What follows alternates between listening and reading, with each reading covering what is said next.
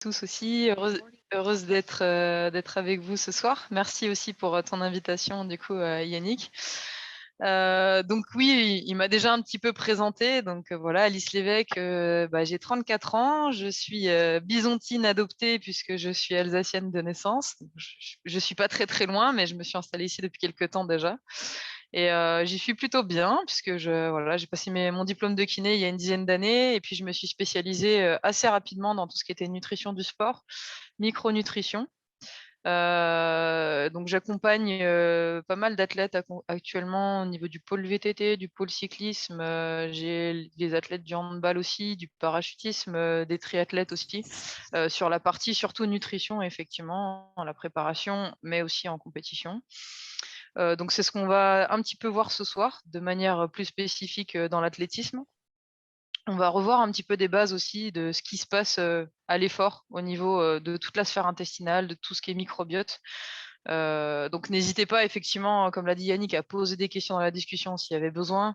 On va essayer de les traiter certaines en direct, peut-être d'autres à la fin, mais voilà, n'hésitez pas s'il y a des choses qui ne sont pas claires.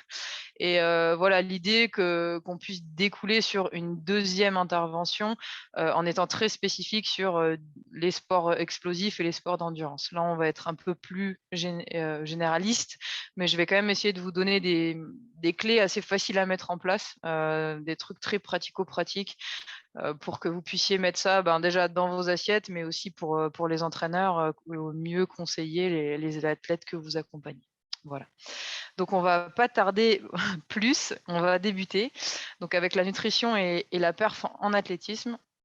On va déjà voir dans un premier temps les facteurs de la performance. Je les ai ciblés un petit peu ici. Pour moi, effectivement, il y a plusieurs facteurs qui vont s'intriquer, un petit peu comme des Lego. C'est un ensemble qui fonctionne, voilà, c'est un tout pour que l'athlète soit performant. Donc effectivement, on va retrouver le psychologique qui va englober tout ce qui est prépa mentale, etc. en amont des compétitions. La capacité à gérer le stress, la pression, toute la partie physique qui va englober les qualités qui sont innées à chacun, et puis ensuite ce qu'on va acquérir au cours des entraînements, l'endurance, la puissance, la vitesse, etc.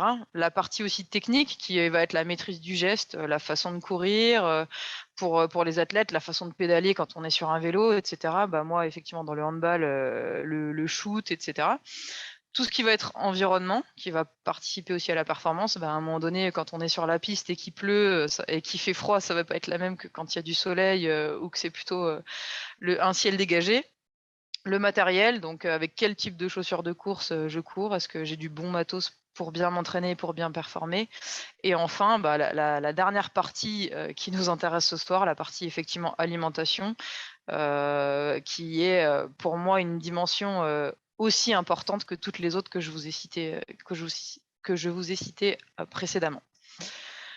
Mais c'est vrai que c'est pas simple aujourd'hui. On est dans un flou artistique de la nutrition entre tout ce qu'on a, que ce soit au niveau de la télé, au niveau d'internet, parce que aujourd'hui tout est accessible tout le temps sur Instagram.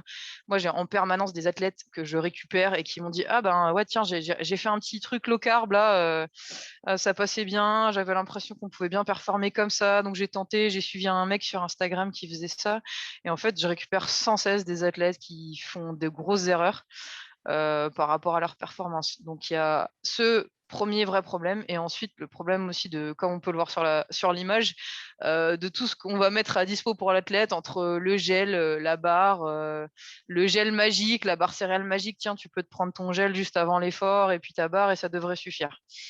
Moi aujourd'hui, ce que je souhaite aussi mettre en avant et vous présenter et insister au maximum là-dessus, c'est avant de passer par ce genre de produit et de passer par des trucs un peu miracles, se dire tiens, je vais faire le dernier régime, même cétogène, parce que ça va marcher, je vais prendre le dernier gel, c'est de dire qu'est-ce que je mets dans mon assiette au quotidien. Et c'est ça demain qui va me faire performer et qui va faire performer mon athlète. C'est mon alimentation du quotidien, c'est 90% de ma performance.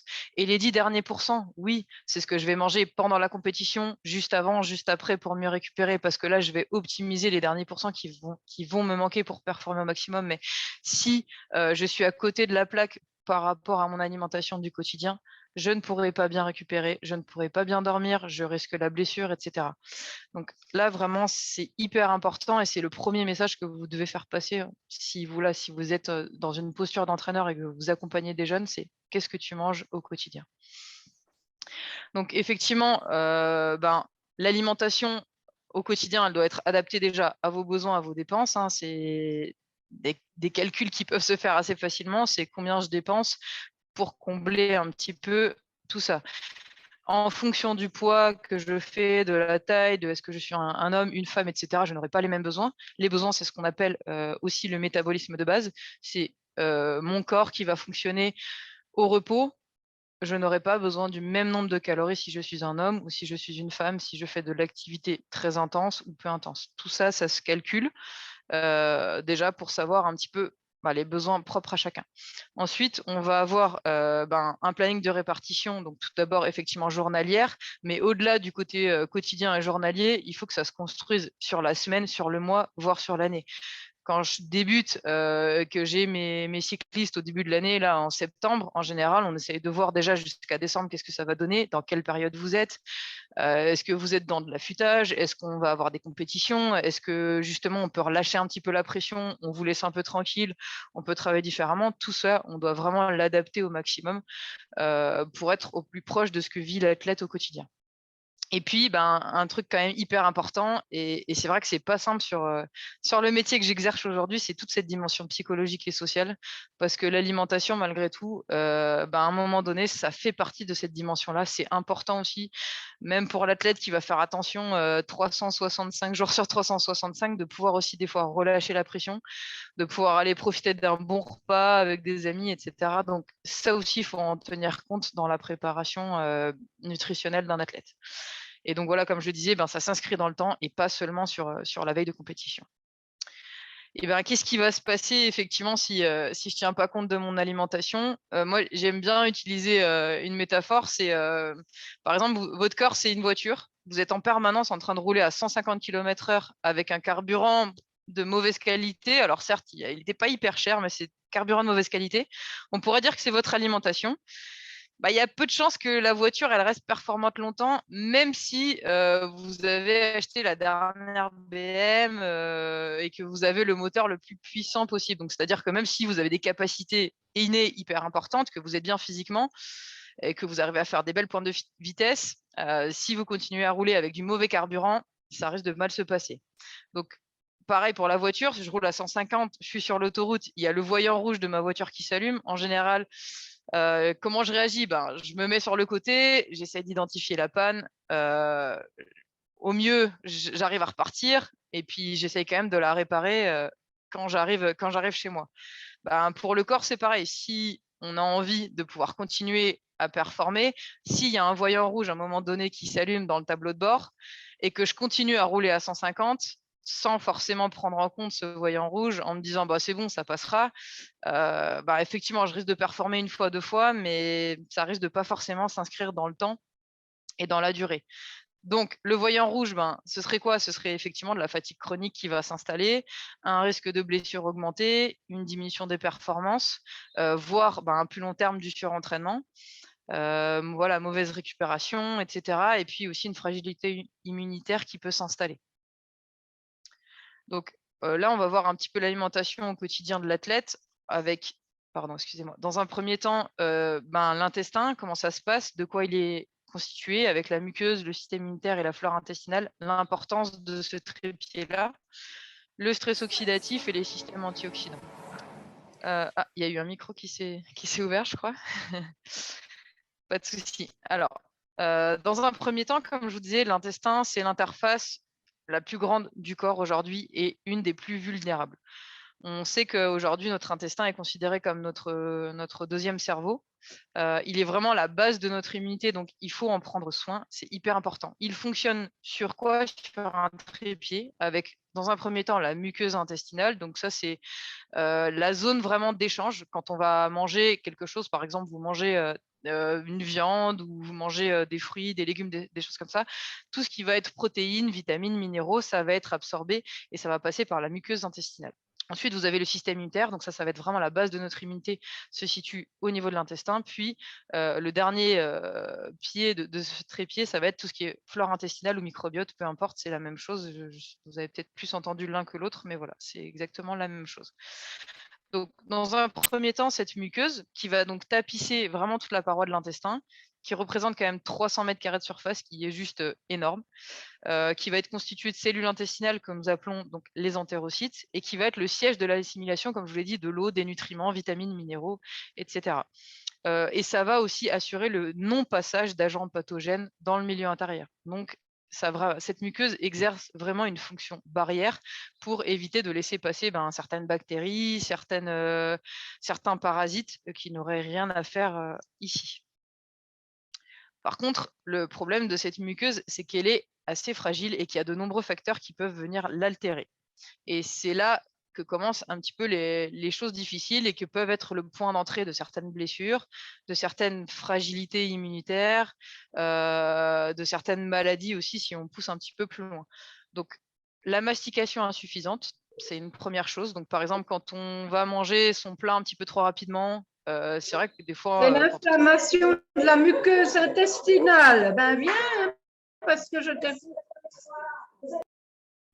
Effectivement, la mastication insuffisante, quand on va gober son plat, par exemple, on va gober son plat de pâtes, son plat de poulet, que, on n'aura pas laissé à nos enzymes digestives faire le travail, ça va arriver au niveau de la muqueuse, au niveau de l'intestin grêle, de manière pas assez découpée puisque nos enzymes, hein, elles ont un rôle de ciseaux pour justement découper les différents nutriments et macronutriments et micronutriments. Et si ça arrive sur la muqueuse, ça peut venir provoquer soit une inflammation, soit l'altérer dans son intégrité physique. L'alimentation inadaptée, quand on a une alimentation trop acide, trop salée, quelqu'un qui consomme énormément de charcuterie, pain, fromage, etc., ça va venir acidifier le bol intestinal et venir abîmer cette muqueuse. On a tout ce qui est stress oxydant, ça on le verra tout à l'heure un petit peu de manière plus précise que c'est le stress oxydant. Le déficit d'apport en acides gras type oméga 3, pareil, on refera un focus là-dessus tout à l'heure. La prise de médicaments, j'ai pas mal d'athlètes qui effectivement traitent certains symptômes, certaines petites blessures avec beaucoup d'anti-inflammatoires à outrance. Ça aussi, ça vient abîmer la muqueuse intestinale et ça peut être le point d'entrée de blessures facilitées. Et puis, le dernier point, l'activité physique intense et qui est à l'origine d'un phénomène, ce qu'on appelle d'ischémie-reperfusion. Donc, on va le voir là tout de suite. À l'effort, qu'est-ce qui se passe en fait au niveau de mon système digestif? Tout d'abord, il y a la répartition sanguine qui va se modifier, justement pour que le sang puisse affluer vers les muscles, hein. On a un débit qui est multiplié quasiment par 10. Sauf que le problème, c'est qu'au niveau intestinal, on a une ischémie qui arrive, donc on a une diminution de cette irrigation sanguine pour qu'elle puisse aller vers les muscles jusqu'à 20% de sa valeur au repos. Ce qui veut dire que mes intestins ne sont quasiment plus irrigués pendant l'activité physique. Donc, si vous étiez en train de digérer, déjà, la digestion va s'arrêter. Donc, tout ce qui va rester dans vos intestins, en général, ça peut provoquer des troubles digestifs pendant l'effort. Et en plus de ça, provoquer au moment de l'arrêt de l'activité physique, ce qu'on appelle la reperfusion. Donc, on a l'afflux sanguin qui va revenir au niveau digestif et là, créer de nombreuses petites micro-lésions au niveau de la muqueuse intestinale. Alors, on le retrouve beaucoup sur les sports course à pied. Donc, dans l'athlétisme, on retrouve énormément ce phénomène-là, ce qui est un petit peu moins vrai quand on fait du cyclisme ou du vélo, mais tous les sports où on est sur des sports effectivement impliquant la course à pied, impliquant des chocs au sol, on a un phénomène qui est encore plus augmenté avec ces micro-lésions qui peuvent être encore plus importantes au niveau de la muqueuse intestinale. Donc le problème dans tout ça, c'est quand c'est plutôt bien vécu par le sportif, on va dire c'est pas gênant, mais ça peut à long terme vraiment fragiliser les cellules intestinales, altérer la muqueuse et du coup faire un afflux de stress oxydatif qui peuvent provoquer à plus long terme ce qu'on appelle une hyperperméabilité intestinale. Donc l'hyperperméabilité, c'est quoi? Comme vous le voyez sur le dessin, là les petits trucs que vous voyez au milieu là avec avec des petites pointes un petit peu, c'est la muqueuse, c'est ce qu'on appelle les entérocytes. Vous voyez que sur la partie gauche, elles sont collées. Donc normalement, elles ont des jonctions serrées. Ces entérocytes sont normalement collés et ne laissent pas passer les agents pathogènes. Le problème, c'est quand on a une hyperperméabilité intestinale, ça devient une passoire. Ces jonctions serrées sont un petit peu écartées et à ce moment-là, laissent passer des molécules comme des protéines qui vont créer de l'inflammation et à long terme, ben, du coup, créer des blessures à répétition, tendinites, problèmes musculaires, problèmes de peau, infections, voire des maladies plus graves si ça fait long, enfin, voilà, si on ne le prend pas en charge et que ça perdure un petit peu trop dans le temps. D'où l'importance pour le sportif vraiment de prendre soin de sa muqueuse intestinale et on le verra tout à l'heure un petit peu de quelle manière prendre soin de cela aussi. Donc le second point, c'était ce qu'on a vu, le système immunitaire. Comme je vous l'ai dit, donc au niveau de l'intestin, c'est 70 du système immunitaire, hein. Il va avoir 2 rôles ce système immunitaire, donc la défense contre les agents pathogènes, comme j'ai dit, éviter de tomber malade. S'il y a hyperperméabilité, les agents pathogènes vont passer encore plus facilement. Et ensuite, la tolérance des protéines de notre propre organisme pour éviter que notre système immunitaire s'attaque à ces protéines-là.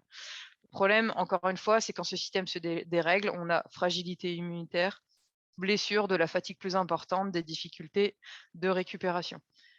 Il faut savoir que justement, à l'effort, on peut avoir, surtout l'effort longue durée, c'est un petit peu moins vrai sur les efforts de très courte durée. Malgré tout, il faut quand même être assez vigilant. On peut avoir ce qu'on appelle une immunodépression post-effort. Donc dès que l'effort va s'arrêter, on est dans une espèce de fragilité immunitaire. Comme vous le voyez sur cette courbe-là, quand on est sédentaire, on a un risque d'infection un petit peu moyen. Sur un effort modéré, on va dire que l'activité physique est bénéfique sur cette immunité. Par contre, sur un effort prolongé, voire peut-être un peu plus court mais intense, on a cette immunodépression.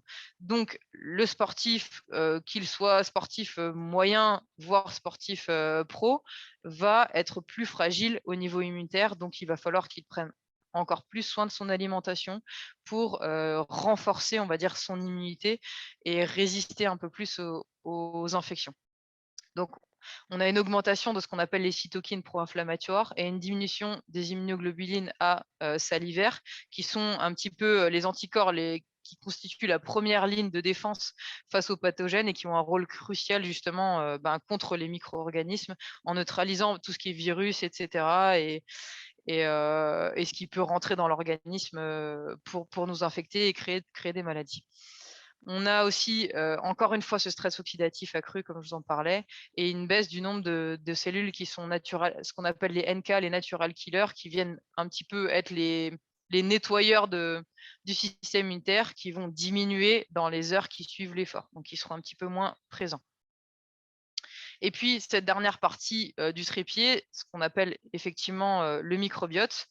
Le microbiote, lui, il est composé de 100 000 milliards de bactéries, donc c'est là où on en héberge le plus dans le corps, c'est juste, juste énorme, 10 fois plus que partout ailleurs.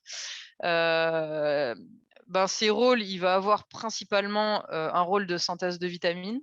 Il va participer à différents métabolismes, notamment le cholestérol, les acides biliaires qui vont participer à la digestion, aussi à la régulation du transit. Quand on a un microbiote un petit peu qui fonctionne pas hyper bien, on peut souffrir de diarrhée, de constipation, voire une alternance entre les deux. Il va aussi posséder un effet barrière contre les agents pathogènes, donc il est fortement en lien avec ce système immunitaire dont on a parlé tout à l'heure. Et il va dépendre de plusieurs choses. Il va être dépendant déjà de notre génétique, du mode d'accouchement. Est-ce que on est né par voie naturelle ou par césarienne? Effectivement, les enfants nés par césarienne n'ont pas le contact avec le microbiote de la maman au moment de l'accouchement, donc ils peuvent être un petit peu déficitaires au niveau de ce microbiote. Donc il va falloir aussi prendre en compte ces choses-là quand on fait un suivi. C'est vrai que c'est des questions que je peux poser quand je fais un suivi individuel avec un athlète en disant voilà, quel a été le mode d'accouchement? Ça nous permet déjà de donner des indications en se disant ok, il y a eu une naissance par césarienne, on peut déjà peut-être faire attention et mettre le doigt sur il va falloir prendre en charge la flore intestinale et avoir une alimentation plutôt protectrice sur cette flore intestinale. L'allaitement qui joue aussi un rôle protecteur sur le microbiote, qui va enrichir le microbiote de bonnes bactéries, l'environnement dans lequel on vit. Est-ce qu'on vit dans un environnement plutôt pollué? Est-ce qu'on vit plutôt à la nature, et cetera? Tout ça, ça a aussi un impact sur notre flore intestinale et bien entendu notre alimentation. Donc notre alimentation, pas seulement, ce qu'on met dans notre assiette, mais aussi la façon dont on va manger. Ce que je vous disais tout à l'heure, est-ce qu'on gobe, nos aliments? Est-ce qu'on prend le temps de mastiquer, et cetera? Tout ça, ça va être, ça va avoir un impact dessus et potentiellement un impact sur le point d'entrée d'une inflammation ou d'inflammations chroniques qui peuvent après, voilà, se dupliquer au niveau des articulations, au niveau des muscles, et cetera. Le problème dans ce microbiote, c'est qu'effectivement, en cas de dérèglement, de déséquilibre, ce qui va s'appeler donc la dysbiose, ça veut dire que la flore intestinale ne fonctionne plus correctement.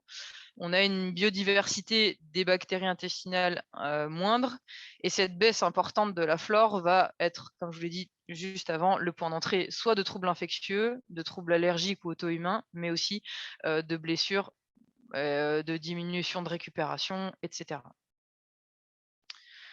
Voilà un petit peu pour ce trépied au niveau des intestins. Là, on va voir le deuxième processus dont je vous parlais tout à l'heure, ce qu'on appelle le stress oxydatif, qui est un autre facteur important de la performance, puisque le stress oxydatif, je ne sais pas si, voilà, si vous en avez déjà entendu parler, c'est un processus indispensable à la vie, hein.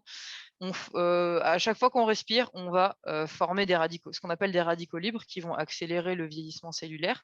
Et ces radicaux libres, ils sont en permanence contrôlés par notre organisme. Donc l'idée, c'est un petit peu ce concept de le feu et les pompiers. Le feu serait un petit peu le stress oxydatif et on a des petits systèmes qui seraient les petits pompiers pour venir éteindre ce feu.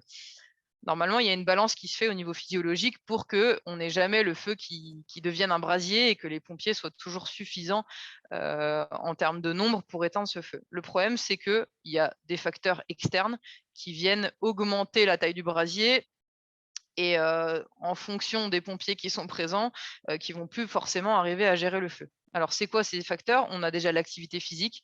De manière générale, une activité physique va augmenter le stress oxydatif arrivant. Tout ce qui va être tabac, donc la fumée de cigarette, et cetera, ben, c'est 1041 radicaux libres apportés, vous voyez, sur une seule fumée d'une seule cigarette. Tout ce qui va être alcool, pollution, et cetera, le stress chronique, tout cela va augmenter le stress oxydatif. Donc, en fonction de la dose et de l'efficacité des systèmes antioxydants, ce stress oxydatif peut être bénéfique ou alors il peut être délétère pour les cellules. Alors, tout ça, ça se résume par ce qu'on appelle l'effet hormèse. Donc, tout simplement, si on prend l'exemple de l'activité physique dont je vous parlais, l'activité physique à petite dose et plutôt bien gérée va permettre au corps de bien s'adapter, d'avoir une bonne réponse face au stress oxydant et que les cellules, justement, au fur et à mesure de l'exposition au stress oxydatif, s'adaptent bien, j'augmente mes systèmes antioxydants, et cetera. Sauf que quand on passe dans une dose de même, ne serait-ce qu'un sportif de haut niveau, on est sur un stress oxydatif accru qu'il va falloir lutter. Donc, il va falloir, via l'alimentation, augmenter nos systèmes antioxydants. D'où une alimentation plutôt qui va être favorable en apportant énormément d'antioxydants. Et ça, c'est pareil, tout à l'heure, je vous présenterai qu'est-ce qu'une alimentation riche en antioxydants et comment justement préserver un petit peu nos systèmes antioxydants. Donc, comme je veux dire, sur le corps, le stress oxydatif, ça va endommager tout ce qui est membrane cellulaire, oxyder le cholestérol, et cetera. Et ça a un effet positif puisqu'il y a une meilleure adaptation à l'effort, une destruction de certaines bactéries, mais il va falloir que tout ça soit bien contrôlé. C'est quand, effectivement, comme on le voit sur l'image, la balance vient un petit peu en faveur des radicaux libres qu'il peut se produire, on va dire, problème et point d'entrée à nouveau, potentiellement soit de fragilité au niveau blessure, au niveau de facilité à tomber malade, et cetera. Donc voilà, j'étais en train de vous dire problème inflammatoire, difficulté de récupération, et cetera, altération des défenses immunitaires, voire effectivement des maladies un peu plus graves que ça, comme le diabète ou des maladies cardiovasculaires. Alors là, je vous ai mis une petite photo des aliments antioxydants. En gros, on se base sur ce qu'on appelle l'indice ORAC. Plus l'aliment il va posséder un indice haut et plus il va avoir des propriétés antioxydantes. Donc ça, vous pouvez le retrouver même sur internet si vous tapez indice ORAC afin de voir un petit peu l'indice ORAC. Ce qui est intéressant, c'est de regarder surtout par portion Parce que, par exemple, si on regarde le curcuma, effectivement, il a un indice très élevé, mais en général, on ne va pas consommer 100 grammes de curcuma, donc il faut regarder un petit peu par portion. Donc vous voyez qu'on retrouve quand même, notamment tout ce qui est oléagineux, les noix, les noisettes et cetera. Certains fruits secs comme les pruneaux, mais aussi les petites baies, donc les mûres, les fraises, tout ce qui est petits fruits rouges sont des fruits qui sont très riches en antioxydants.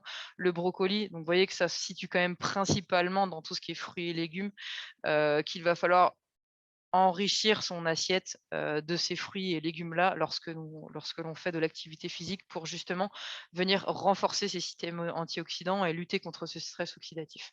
Alors simplement, j'anticipe une question qui pourrait être posée parce qu'il y a une étude qui était sortie il y a quelques années justement sur, l'histoire d'essayer d'augmenter, l'apport en antioxydants en post-effort en fait. Soit via l'ingestion de boissons par exemple, plus riches en antioxydants, des boissons à base de grenades et cetera pour qu'on puisse, justement augmenter le taux d'antioxydants. Sauf qu'en fait, ils se sont rendus compte que c'était pas forcément efficace et bénéfique pour le corps, parce que du coup le corps, comme il fonctionne au moindre effort, il s'est dit: «Bon bah, moi, si on m'apporte des antioxydants de manière externe, bah, pourquoi j'essaierais moi de produire des antioxydants via mes systèmes, ce qu'on appelle les systèmes endogènes. Du coup, en fait, les procédés d'adaptation ne se faisaient plus. Donc, c'est pas forcément intéressant d'apporter des antioxydants directement en post-effort. Par contre, dans le quotidien, d'enrichir son assiette avec les aliments riches en antioxydants, là, à ce moment-là, c'est bien plus intéressant. Voilà un petit peu pour ce stress oxydatif. Alors, on va voir sur la répartition du quotidien pour l'athlète, comment ça va s'organiser. Alors, on va parler déjà dans un premier temps de tout ce qui est macronutriments. On va revoir un petit peu les protéines, les glucides, les lipides. Qu'est-ce que c'est, où on en trouve, les rôles et aussi quand les consommer, quelle quantité. Donc, dans un premier temps, tout ce qui est protéines. Donc, c'est vrai que les protéines, en général, à chaque fois que je parle de protéines, tout le monde s'imagine le shaker de protéines. Donc là, moi, je ne vais pas en parler. Vous verrez que je suis pas hyper fan de tous ces produits-là. Donc, j'aime bien l'alimentation la plus basique et la plus simple et qu'on peut retrouver dans une assiette et la moins transformée. Donc, tout d'abord, les protéines, ça va être des constituants essentiels de nos tissus, donc tout ce qui est muscles. Alors, bien sûr, les muscles en premier, mais tout ce qui est ligaments, peau. Mais on peut en retrouver aussi dans les anticorps et dans certaines hormones. Donc, pourquoi l'importance? Je reviens encore sur les anticorps. On a parlé tout à l'heure du système immunitaire. Il est hyper important d'assurer un bon apport protéiné pour assurer un bon système immunitaire avec des anticorps efficaces, puisque si on a un sportif qui diminue trop l'apport protéiné, du coup, on aura des anticorps qui seront un petit peu moins efficaces et un petit peu moins présents en nombre. Donc, importance des protéines, certes, pour tout ce qui va être développement de la masse musculaire, etc., maintien des tissus, mais aussi pour cette fonction et hormonale et au niveau immunitaire. Euh, les besoins, ils vont dépendre effectivement des objectifs. Est-ce que je veux prendre de la masse? Est-ce que je veux m'affûter? Est-ce que je fais du sport, des efforts explosifs et que j'ai besoin plutôt d'être musclé et d'être résistant? Est-ce que j'ai besoin peut-être d'être plus affûté parce que je fais de la longue distance? Du sport pratiqué, du moment dans la saison aussi. Est-ce que je suis en pleine période, justement où je vais faire du volume et il va falloir assurer une bonne récupération à base de protéines? Et puis, bien entendu, comme je l'ai dit tout à l'heure, des besoins individuels puisqu'un sportif de 70 kilos ou de 80 kilos n'aura pas les mêmes besoins qu'une sportive de 50 kilos, par exemple. Alors, là, pour rentrer simplement dans le vif du sujet, hein, on va, avoir les besoins en protéines qui, vont s'organiser de cette manière-là. J'ai donné des fourchettes déjà pour tout ce qui est sport d'endurance, plutôt long, on va dire. À partir du 5000 mètres déjà, on peut être sur un sport d'endurance, que j'appellerais long, dans ce cours-là. Les sports co, le handball, le foot et cetera, mais aussi pendant les périodes de blessure. L'idée, c'est d'être à peu près entre 1,2 à 1,5 g par kilo de poids de corps. Donc ça, c'est assez facile à calculer, hein. Si on fait 70 kilos, ça représente entre 84 grammes et 105 grammes de protéines. Quand je vous donne ça, bien entendu, ce n'est pas 105 grammes d'un steak, par exemple, hein, c'est 105 grammes de protéines. Sachant que, par exemple, dans 100 grammes de viande, 100 grammes de steak, nous avons que 18 grammes de protéines. Donc, vous voyez, il va falloir aller en chercher encore ailleurs pour qu'on puisse atteindre ces 84 grammes dans votre journée. Donc, bien sûr, vous allez manger entre 1 à 2 fois de la protéine animale dans votre journée, par exemple, ou de la protéine végétale apportée dans les lentilles, etc. Ça, on va le voir tout à l'heure, qui vont pouvoir faire qu'on va atteindre ces 84 ou ces 105 grammes.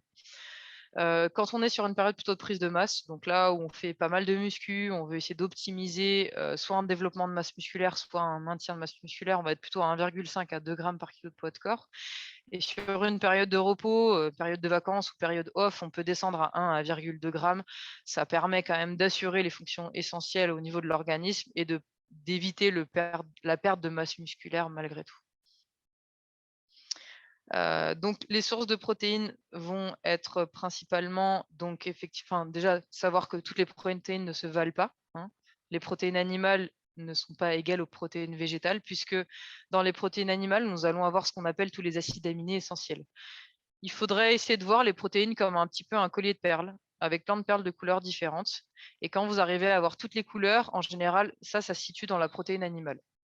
Le problème dans les protéines végétales, c'est il peut y avoir des perles rouges, bleues et jaunes, par exemple, dans tout ce qui va être produit céréalier, donc par exemple dans le quinoa, dans le riz, etc. Et on va avoir des perles vertes, violettes et roses dans les protéines végétales. Et tout ce qui est légumineuse, donc lentilles, pois cassés, pois chiches. Donc si vous voulez reconstituer de la protéine de qualité, il faudrait idéalement associer les produits céréaliers avec les légumineuses pour avoir une protéine presque aussi bien assimilée qu'une protéine animale.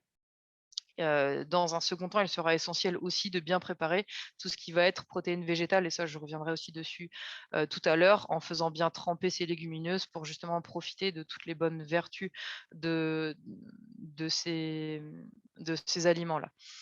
Ensuite, on va avoir une bonne digestibilité, une meilleure digestibilité des protéines sur la protéine animale, et avec ce qu'on appelle une VB, donc une valeur biologique, ça c'est vraiment la qualité globale de la protéine. Plus la valeur biologique est élevée et plus la protéine sera de qualité et sera utilisée par l'organisme. Et idem sur le CID, ce qu'on appelle le coefficient d'utilisation digestive, ça c'est le pourcentage d'azote total qui va être absorbé. Plus il va être élevé et plus la protéine sera bien absorbée. La protéine qui possède le VB et le CED le plus élevé, la protéine de l'œuf, qui est un petit peu la protéine de référence aujourd'hui, qui va être la plus utilisée par l'organisme en tout cas. Donc, pour faire un petit focus sur les protéines animales, déjà les viandes, ça apporte en moyenne 20 grammes de protéines pour 100 grammes, ce que je disais tout à l'heure sur le steak, entre 18 et 20 grammes de protéines. Donc si vous mangez un steak qui pèse 100 grammes, vous allez déjà avoir 20 grammes de protéines. Donc c'est assez facile à calculer. Vous pouvez aussi aller voir ce qu'on appelle le CICAL, CIQUAL. Je crois que je voulais noter un peu plus loin pour voir un petit peu, si ça vous intéresse, voir les teneurs des aliments. Vous avez qu'à taper après poulet, il va vous sortir combien il y a de protéines, combien de glucides, de lipides dans un morceau de poulet par exemple, etc. Les vitamines, les minéraux, c'est assez précis. Donc si ça vous intéresse d'aller un peu plus loin par rapport au grammage que je vais vous donner ce soir, vous pouvez aussi vous faire un petit peu une idée de tout ça. Ensuite, variation aussi du taux de matière grasse. Donc ça, on va faire attention en fonction des morceaux, hein, entre 5 et 20%. Ça va être intéressant, ces protéines animales, parce qu'elles vont apporter du zinc, de la vitamine B et du fer, ce qu'on ne retrouverait pas dans de telles quantités dans des protéines végétales. D'où l'importance, malgré tout, de garder des protéines animales si on veut avoir une protéine de bonne qualité. Donc au quotidien, voilà un petit peu ce que je vous conseille, plutôt privilégier effectivement tout ce qui est viande maigre, poulet, dinde, pintade, etc. Alors en repère de consommation, vous pouvez vous dire à peu près 2 à 3 fois par semaine, idéalement au moment du déjeuner, puisque on en parlera aussi tout à l'heure, c'est là où le corps est plus enclin à absorber des protéines, c'est au moment du petit déjeuner et du déjeuner.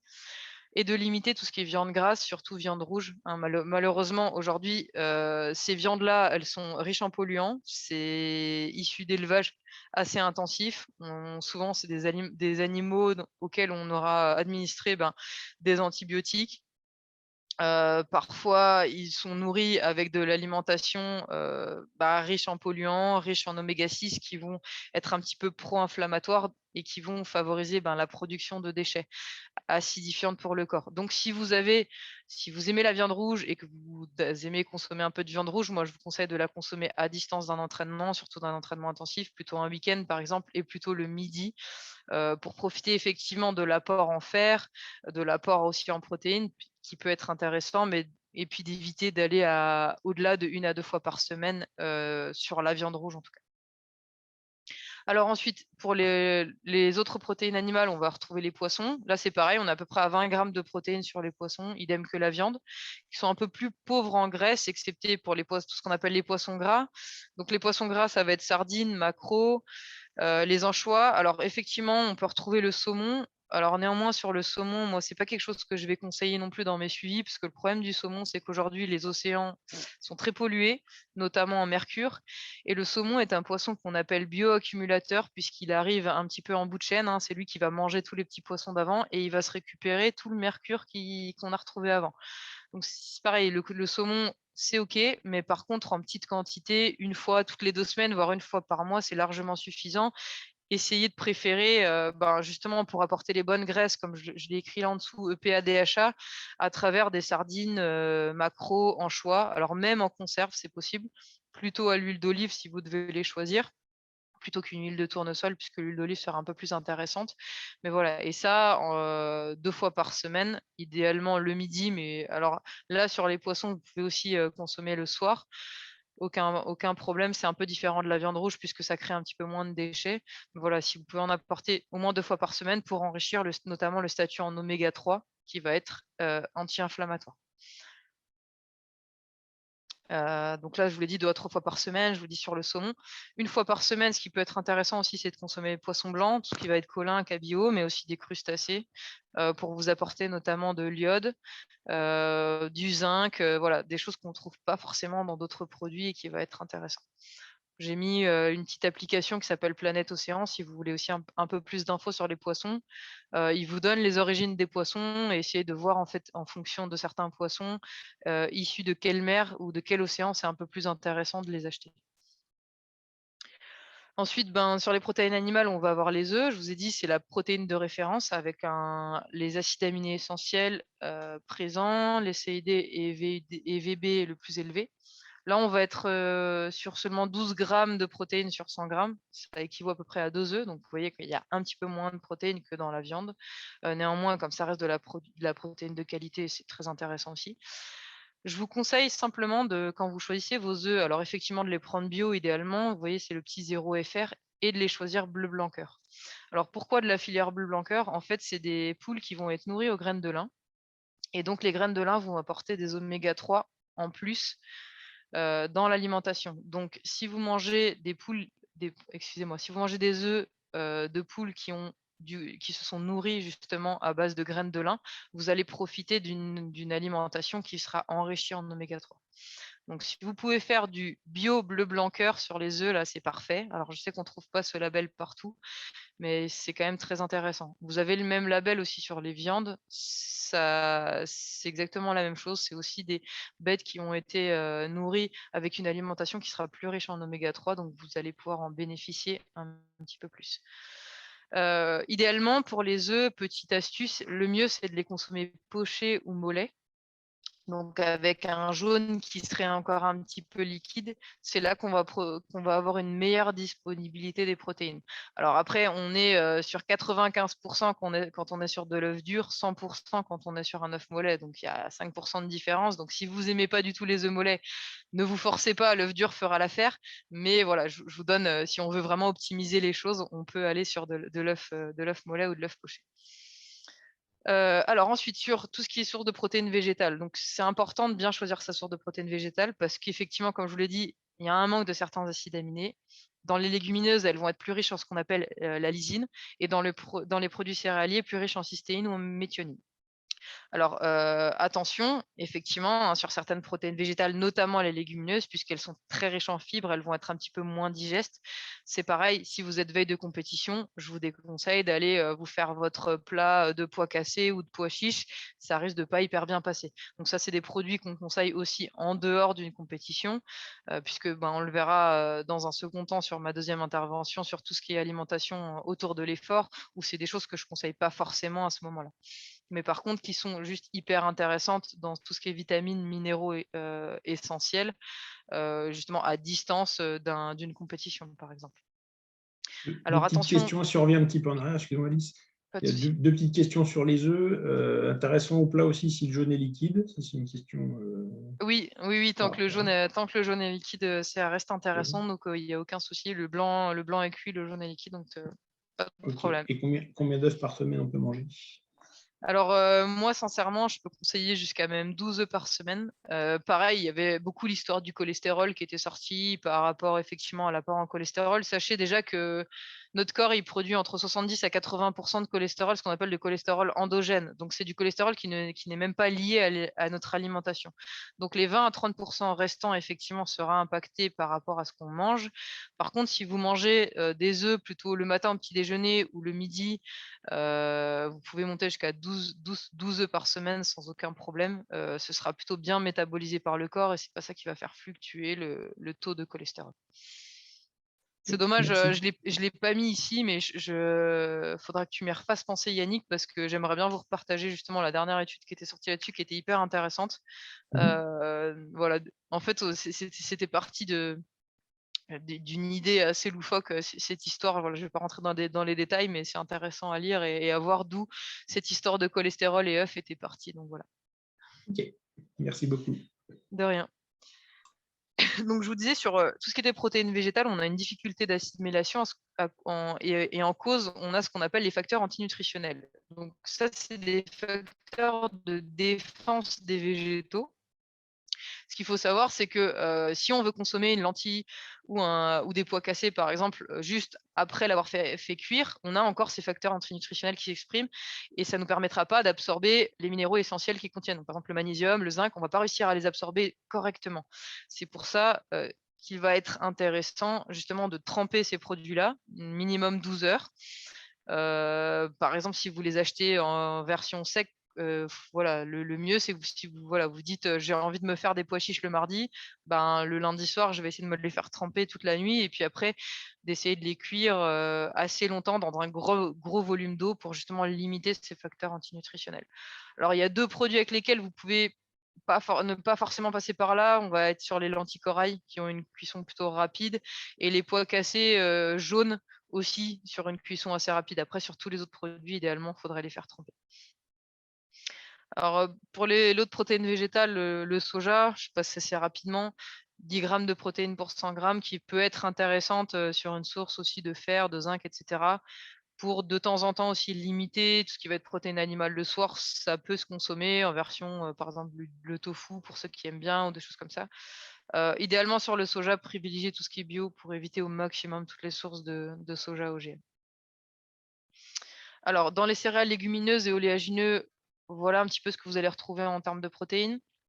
7 à 12 grammes pour les produits céréaliers, tout ce qui va être quinoa, sarrasin par exemple, le riz basmati, c'est les pâtes aussi, plutôt les pâtes complètes.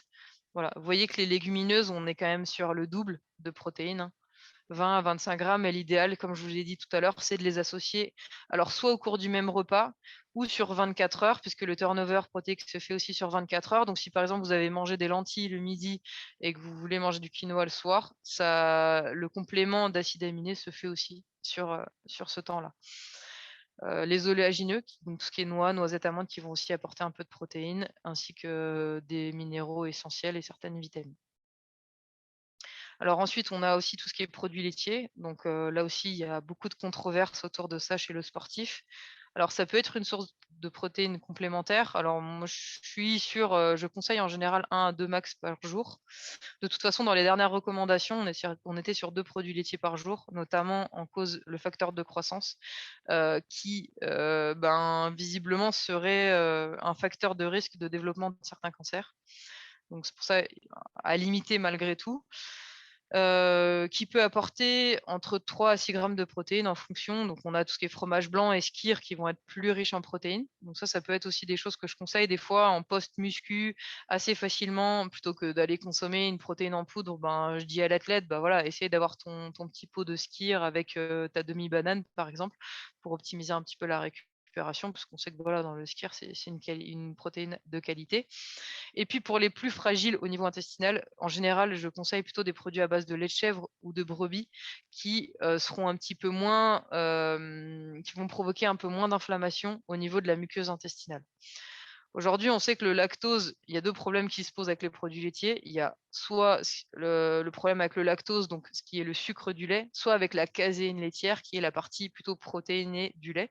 Donc tout d'abord, avec le lactose, ben, nous avons, quand on grandit, quand nous devenons adultes, un déficit lactasique, donc l'enzyme qui va permettre de digérer ça va diminuer.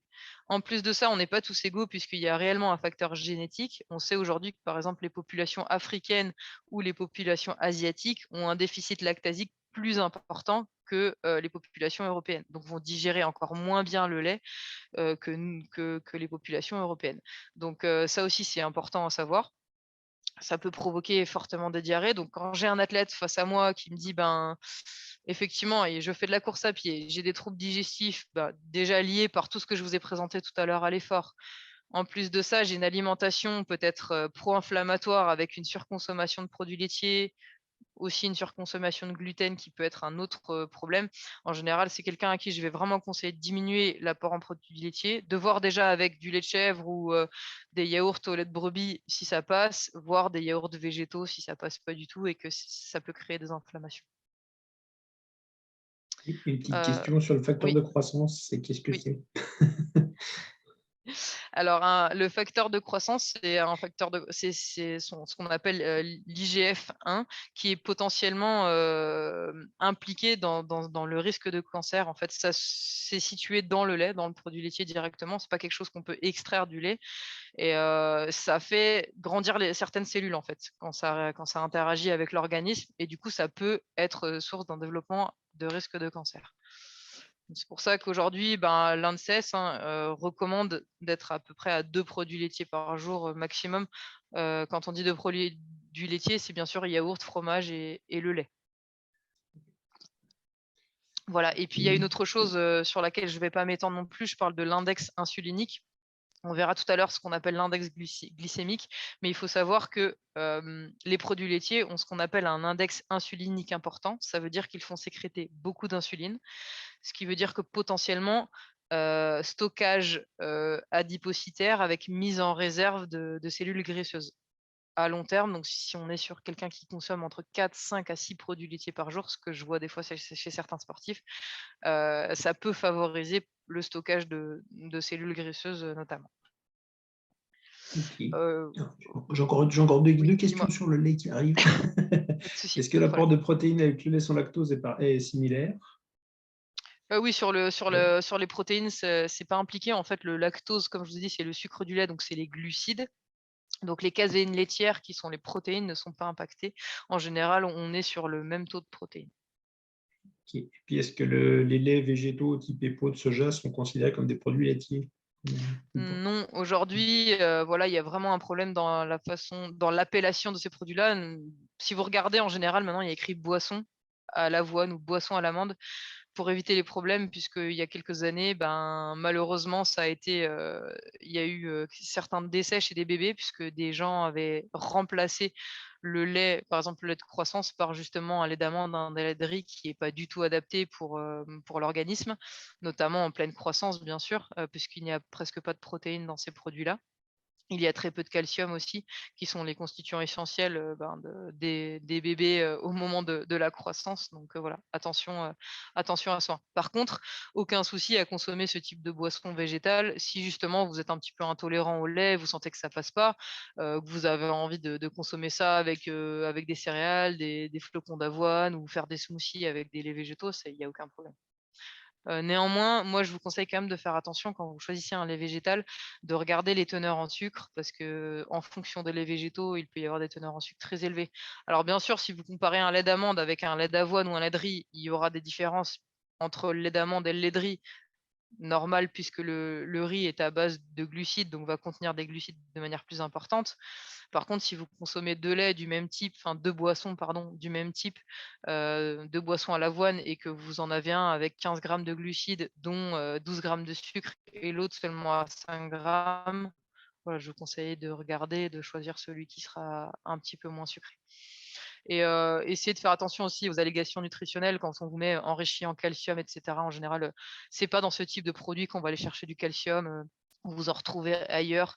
Alors soit effectivement dans des produits laitiers, mais aussi dans les légumes qui sont une très, très bonne source de calcium, dans les poissons gras. Donc voilà, ne vous fiez pas aux allégations nutritionnelles sur ce genre de produits. Voilà. Merci. Là, je vous ai mis un petit tableau, simplement sur les teneurs. Vous l'aurez comme ça quand vous pourrez revoir le replay, on ne va pas s'attarder dessus.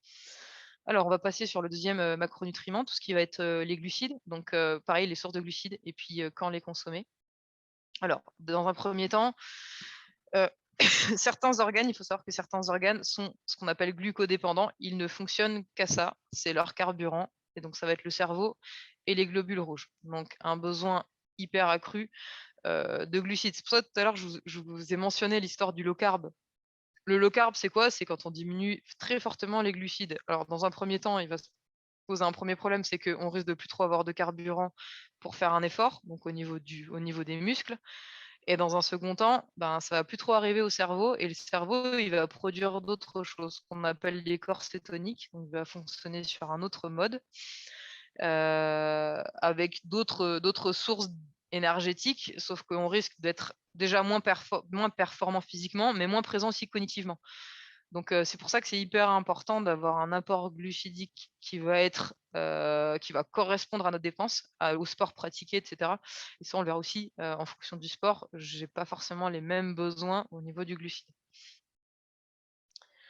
Alors, voilà un petit peu ce que déjà je peux vous proposer au quotidien, un petit peu comme on l'a fait sur les protéines. Donc, en période de repos ou plutôt de sèche, donc quand on va être plutôt sur de la perte de poids, on peut être à 2 à 4 grammes de glucides par kilo de poids de corps. Ça représente entre 140 et 200 grammes de glucides par jour pour un athlète de 70 kilos. Pareil, hein, ça vous pouvez retrouver aussi sur le SICAL. Vous allez taper par exemple riz basmati, vous allez voir combien de glucides il va contenir, etc. Sur les sports plutôt à intensité faible ou si on est sur une période de stabilisation de poids, on peut être à 3 à 5 grammes par kilo de poids de corps. Alors sur ce type de sport-là, on peut être sur la sortie, course à pied, entre 35-45 minutes à intensité moyenne. On peut être un petit peu là-dedans. Si on est sur un entraînement un peu plus intense, modéré à intense, 1 heure par jour, on peut être à 5 à 7 grammes par kilo de poids de corps. Et puis après, on peut être sur des sports d'endurance avec des sorties très très longues. Donc là, supérieures à 3 heures par jour avec des entraînements à intensité, on va bien monter, on va faire ce qu'on appelle une période de charge glucidique, 6 à 10 grammes par jour, voire très haute. Alors là, le dernier, c'est surtout, par exemple, je vous ai mis le petit vélo, mais par exemple, les sportifs sur le Tour de France, ils vont être quasiment à 12 grammes par kilo de poids de corps en glucides. C'est énorme, il faut être entraîné pour pouvoir absorber un tel taux de glucides. Donc là, aujourd'hui, ça vous concerne un petit peu moins. Vous, en fonction des sports, vous seriez plutôt sur les 5 à 7, voire les 6 à 10. On pourrait se dire sur une fourchette large entre 5 à 10 en fonction des sports pratiqués. Alors, les sources de glucides, ça va être pareil que tout à l'heure. Il va falloir bien choisir ces sources de glucides pour les apporter au bon moment. Donc déjà, de manière générale, dans le quotidien, avoir plutôt des aliments à index, voire charge glycémique moyen-bas. On va voir juste après ce que c'est que la charge glycémique. Et puis de conserver justement des aliments à charge glycémique haute en période plutôt de récupération, voire un petit peu avant l'effort si besoin est, voire pendant l'effort, mais en période de récupération l'idée ce sera de faire sécréter beaucoup d'insuline pour pouvoir faire en sorte que le corps récupère le plus vite possible. Donc de privilégier plutôt des produits complets qui vont être plus riches en vitamines, minéraux, en fibres, et de privilégier des sources de glucides complexes, justement pour avoir de l'énergie à plus long terme, et puis de conserver les glucides simples plutôt en péri-effort. Alors, la glycémie et l'index glycémique, vous voyez déjà les courbes. Simplement, donc la glycémie, ça va être le taux de glucose sanguin, donc combien j'ai de taux de glucose, de taux de sucre dans mon sang. La moyenne, c'est à 0,1 g par litre environ. Et l'index glycémique, ça va décrire un petit peu cette vitesse d'absorption des aliments composés de glucides dans notre corps. Plus la vitesse d'absorption elle va être lente, donc la courbe verte, plus la répartition dans l'organisme va être progressive et avoir un maintien de la glycémie sur le long terme. Et plus la vitesse d'absorption va être rapide, donc dans la courbe rouge, plus forcément on va avoir ce qu'on appelle des hyperglycémies. Le problème, c'est que justement, quand on va ingérer un produit qui va avoir un index glycémique très élevé, on peut souffrir de ce qu'on appelle une hypoglycémie réactionnelle, c'est-à-dire on va avoir ce pic de sucre dans les 30 minutes qui arrivent. Donc en général, c'est ce qui peut se passer par exemple avec un gel énergétique. Le sportif qui va consommer un gel, il va avoir un pic de performance pendant les 30 minutes qui suivent, avec une bonne concentration, etc. Et potentiellement, s'il ne mange pas forcément bien dans son quotidien et que ça va être le sportif qui va se dire ben, moi, je prends des gels pour être performant, ben, je risque de tomber sur une hypoglycémie réactionnelle derrière et d'avoir une forte baisse de performance, voire de commencer à avoir un petit peu des étoiles et d'avoir voilà, d'autres symptômes associés. Donc attention effectivement à bien manipuler tout ce qui est index glycémique des aliments. Donc là, je vous ai remis le tableau aussi des index glycémiques. Vous pourrez le regarder un petit peu à tête reposée un peu plus tard. Et encore plus intéressant que l'index glycémique, il y a ce qu'on appelle la charge glycémique qui va corréler l'index glycémique avec la quantité de glucides qui est présente dans la portion d'aliment. Ça va donner une vision un peu plus précise et plus pratique de l'effet qu'aura la ration consommée justement et la variation de glycémie. Vous voyez par exemple sur les lentilles, je vous ai fait un exemple, l'index glycémique des lentilles c'est 30, le pourcentage des glucides 17, la portion à peu près consommée 150, on tombe sur une charge glycémique vraiment très faible, assez ténue. Donc sur un produit qui est très intéressant si on veut fournir de l'énergie à long terme. A contrario, les céréales du petit-déj avec un index glycémique déjà assez élevé, bah là on est sur une charge glycémique qui fait exploser les compteurs. Donc si pareil, si vous voulez vous pencher là-dessus et vous essayez de manipuler justement ben, les charges glycémiques des aliments en se disant effectivement je veux fournir de l'énergie à long terme, je consomme des aliments à charge glycémique moyenne à faible. Il faut être sur les tableaux, les 2 tableaux de gauche et à limiter au maximum la charge glycémique élevée, voire juste à conserver en post-effort pour favoriser la récupération. Alors, il y a différents facteurs qui vont impacter cet index glycémique, voire cette charge glycémique de l'aliment. Le premier, c'est ben, la quantité de glucides de l'aliment, forcément. Et quel type de glucides aussi vont le composer? Est-ce que c'est des glucides complexes, simples, ce qu'on appelle tout ce qui est amidon, les maltodextrines, etc. Ce sont des glucides plutôt complexes, ou est-ce que c'est des glucides assez simples comme du glucose, le lactose, le saccharose, le fructose, qui sont des disaccharides et qui sont des glucides plutôt simples. La texture aussi de notre bol alimentaire. Du coup, voilà, par exemple, les purées, quand on va mixer de la pomme de terre, il n'y aura pas le même index glycémique que si on avait consommé la pomme de terre à la vapeur. Le fait de mixer va augmenter aussi l'index glycémique. La présence de fibres, plus on va avoir de fibres et plus l'index glycémique va diminuer. C'est pour ça que si vous aviez à consommer un aliment à index glycémique élevé, idéalement, il faudra le consommer avec des aliments riches en fibres. Par exemple, typiquement, vous consommez les pâtes blanches qui ont un index glycémique élevé. Idéalement, il faudra les consommer avec des légumes à côté, voire un fruit au moins, pour avoir un apport de fibres et diminuer l'index glycémique. La présence de protéines et de lipides qui va permettre de diminuer l'index glycémique, et puis la cuisson de l'aliment. Pareil, quand on va cuire des pâtes al dente, en général, l'index glycémique est plutôt OK, et plus on va cuire ces pâtes, et plus ça va augmenter l'index glycémique. Donc idéalement, manger des pâtes plutôt al dente que des pâtes trop cuites. Quelques petites remarques, voilà, en fait, c'est les notions depuis longtemps, on parlait de sucre rapide, sucre lent, c'est assez obsolète parce que ça caractérise pas vraiment tout ce qui est glucides simples et glucides complexes, puisque ben voilà, un aliment comme du pain blanc ou des pâtes blanches vont se comporter comme des sucres rapides et non pas comme des sucres lents. Donc c'est plutôt intéressant de corréler tout ça avec la charge glycémique. Un petit point focus sur l'insuline, puisqu'on a parlé aussi tout à l'heure de l'index insulinique.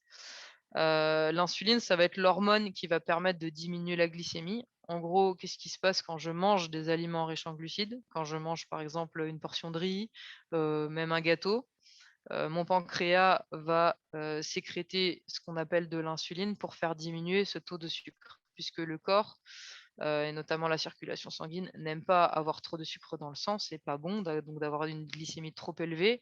Donc l'idée, c'est que l'insuline va être un petit peu la clé pour ouvrir la porte d'entrée des cellules pour que le sucre puisse aller se mettre un petit peu partout dans les différentes cellules.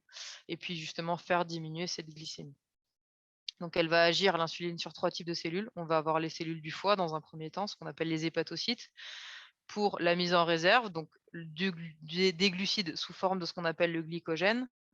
Typiquement, quand vous faites un effort, quand vous démarrez un effort, il y a ce qu'on appelle la glycogénolyse qui va se mettre en route. Je ne vais pas rentrer dans les détails sur le métabolisme énergétique, mais c'est du glucose qui a été mis en réserve dans votre foie. Par exemple, j'ai mangé mon plat de pâtes à midi, je vais faire un entraînement le soir, je vais aller taper dans les stocks de mon foie. Il y a des stocks qui peuvent se faire aussi dans les cellules musculaires. Donc, je vais aussi taper dans la glycolyse de mes cellules musculaires. Et puis, l'insuline va agir en dernier lieu sur ce qu'on appelle les cellules adipeuses, donc le tissu adipeux, entre guillemets les cellules de gras.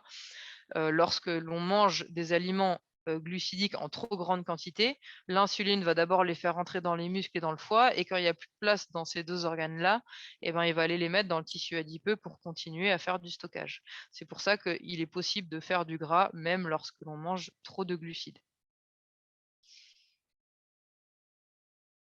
Alors simplement un tout petit focus sur le métabolisme des glucides. Voilà un petit peu ce qui se passe, hein. Je vous ai dit les sucres, donc glucose et tout ce qui est glucidique arrivent dans le sang. Ils ont d'abord été coupés par tout ce qui est enzymes digestives. Ils vont aller vers le foie, justement pour favoriser le stockage, les muscles sous forme de ce qu'on appelle le glycogène, et enfin le tissu graisseux, comme je viens de vous le dire. Ça, c'était pour schématiser ce que je vous ai dit. L'absorption de glucose, ça j'aime bien cette image, mais c'est juste pour que vous sachiez comment est absorbé le glucose, parce que ça va être important pour la deuxième intervention. Le glucose, il est absorbé en présence de sodium, d'où l'importance aussi de consommer des boissons riches en sodium, mais ça on le verra dans un second temps.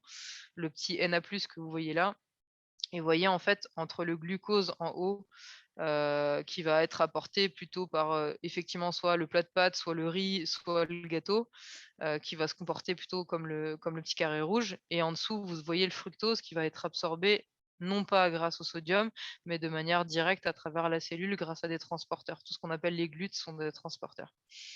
D'où l'importance aussi d'avoir différentes sources de glucides à l'effort et d'avoir un combiné entre glucose et fructose.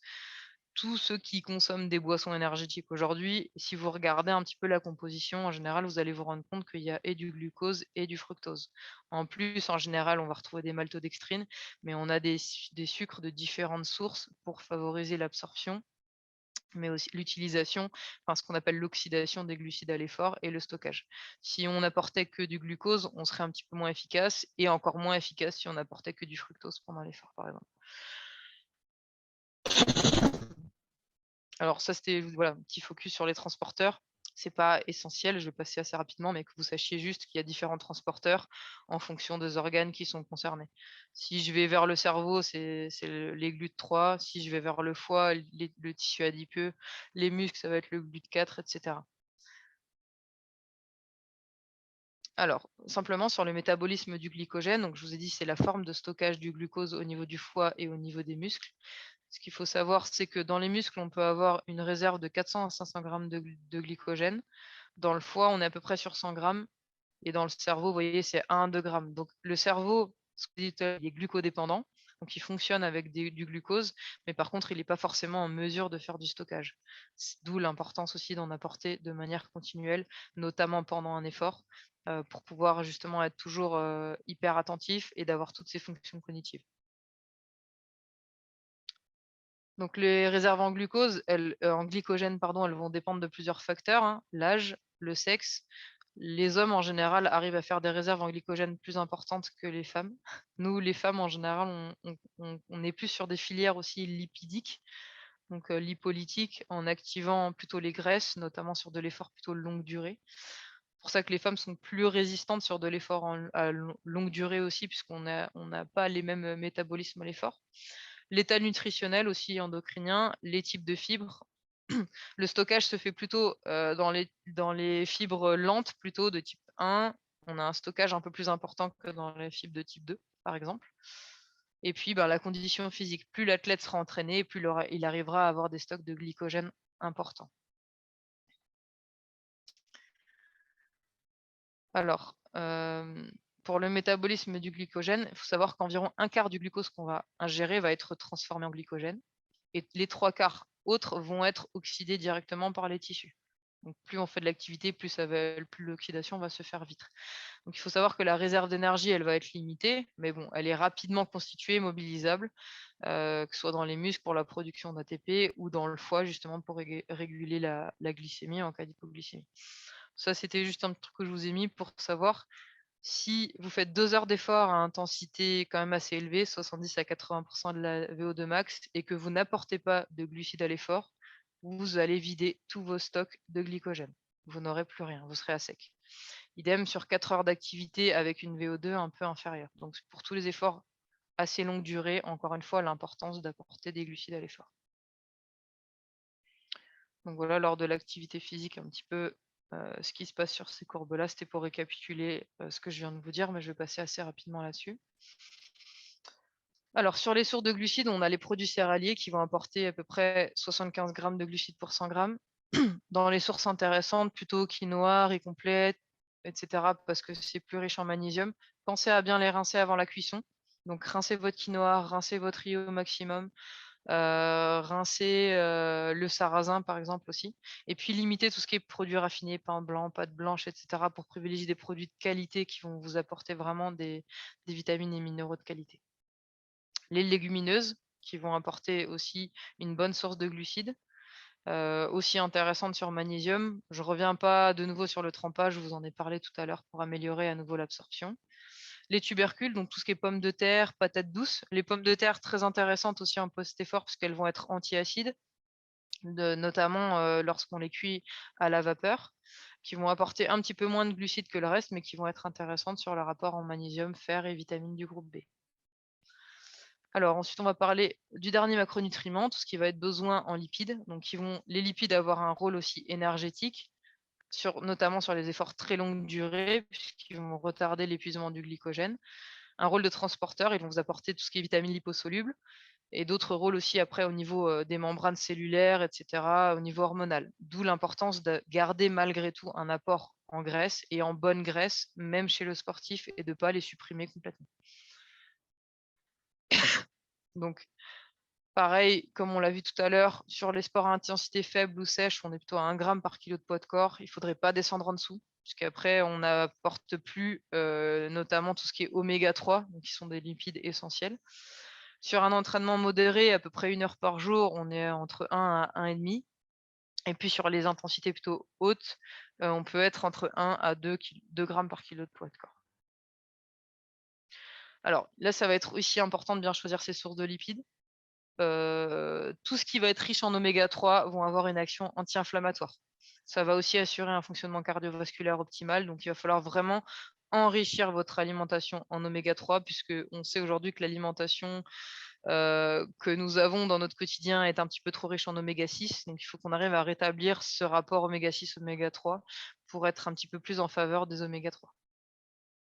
Alors, les acides gras saturés qui sont intéressants, mais à limiter malgré tout, puisqu'ils favorisent un petit peu le risque de maladie cardiovasculaire. Donc, tout ce qui est viande rouge, fromage, le beurre, etc. Donc, OK pour la consommation, mais néanmoins à limiter.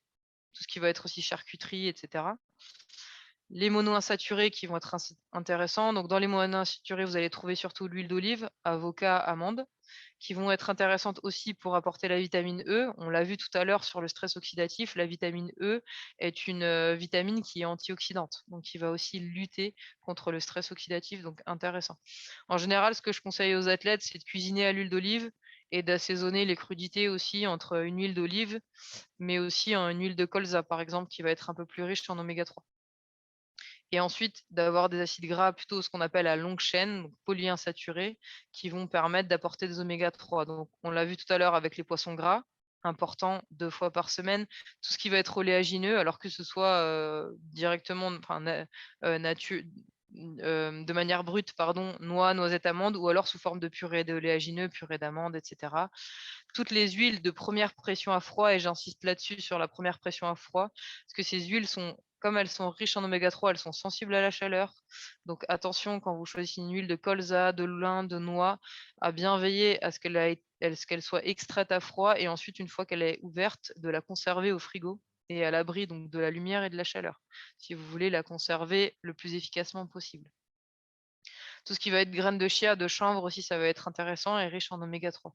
Donc, moi, j'appelle un petit peu ces aliments-là les pépites nutritionnelles. Donc, si vous arrivez à enrichir votre alimentation de ces aliments-là, c'est très bien. En repère de consommation, sur les huiles, par exemple, vous pouvez être à 2 cuillères à soupe de ces huiles-là par jour, sur des crudités, sur un plat de riz, sur un plat de pâtes, peu importe. Mais ça vient vraiment enrichir efficacement votre assiette. Puisque les oméga 3, on ne les produit pas, le corps ne les produit pas. Voilà, on a besoin de les apporter à travers l'alimentation. Donc plus on va enrichir son alimentation de ces oméga 3 là, plus ce sera bénéfique pour le corps. Et puis on a ce qu'on appelle les acides gras trans, les transvacciniques ou transélaïdiques. Donc dès que vous allez voir sur une étiquette qui a écrit partiellement hydrogéné, bah, vous pouvez le laisser dans le rayon et éviter de le mettre dans votre caddie. Donc tout ce qui va être frites, tartes industrielles, friands, viennoiseries, tout ça, les produits un peu transformés, vraiment à éviter et au maximum. Alors pour calculer facilement ces lipides, je vous avais mis un petit moyen mémotechnique, mais de la même manière que précédemment, avec le SICAL, vous allez aussi trouver facilement les teneurs en lipides des aliments. Voilà. Voilà ce que pourrait ressembler une semaine dans l'assiette de la performance, en repère à peu près de consommation, entre les œufs, volailles, poissons, etc. Je vous laisse jeter un œil, mais je passe assez brièvement. J'ai encore plein de choses à vous dire et que je vois que le temps avance. Donc voilà. Et là, je vous avais mis la journée type un petit peu dans l'assiette de la perf, ce que ça pouvait représenter pareil. Je vous laisserai revoir ça un petit peu sur le replay. Donc voilà, sur la pratique, je me suis basée sur un modèle qui a été créé par l'INSEP, ce qu'on appelle le modèle CAP, donc construire, approvisionner, protéger. Le construire qui va faire référence un petit peu à tout ce qui est protéiné, approvisionner avec tout ce qui est glucidique, et puis protéger pour lutter contre le stress oxydatif et puis pour renforcer les systèmes immunitaires. Un peu tout ce qu'on a vu au début sur des aliments un peu types. Alors, au quotidien, sur le petit déjeuner, sur le côté construire avec les aliments riches en protéines, ça pourrait se construire de cette manière-là. Donc, vous pouvez être, en fonction de votre poids, de la dépense énergétique, entre 1 à 3 portions de protéines sur le petit déj, donc avec des œufs, soit la tranche de jambon ou un reste de volaille froide, et pourquoi pas du poisson. Un produit alors laitier, soit végétal, chèvre ou brebis, idéalement, essayez d'être sur 2 portions. Voilà, vous pouvez être sur 1 à 3. Moi, ce que je conseille, c'est de base 2 portions, 2 œufs, soit un œuf et un yaourt, par exemple, etc. Je ne vous l'ai pas dit, j'ai pas fait un focus là-dessus, mais en fait, tout à l'heure, j'ai mentionné le fait que le corps était plutôt enclin à avoir des protéines au petit déjeuner, d'où l'importance de manger salé. En fait, le matin, le corps a besoin de se réveiller et a besoin de produire ce qu'on appelle de la dopamine et de la noradrénaline. Donc il a besoin d'apporter des aliments protéinés pour fabriquer ces neurotransmetteurs-là et favoriser l'éveil et l'activation.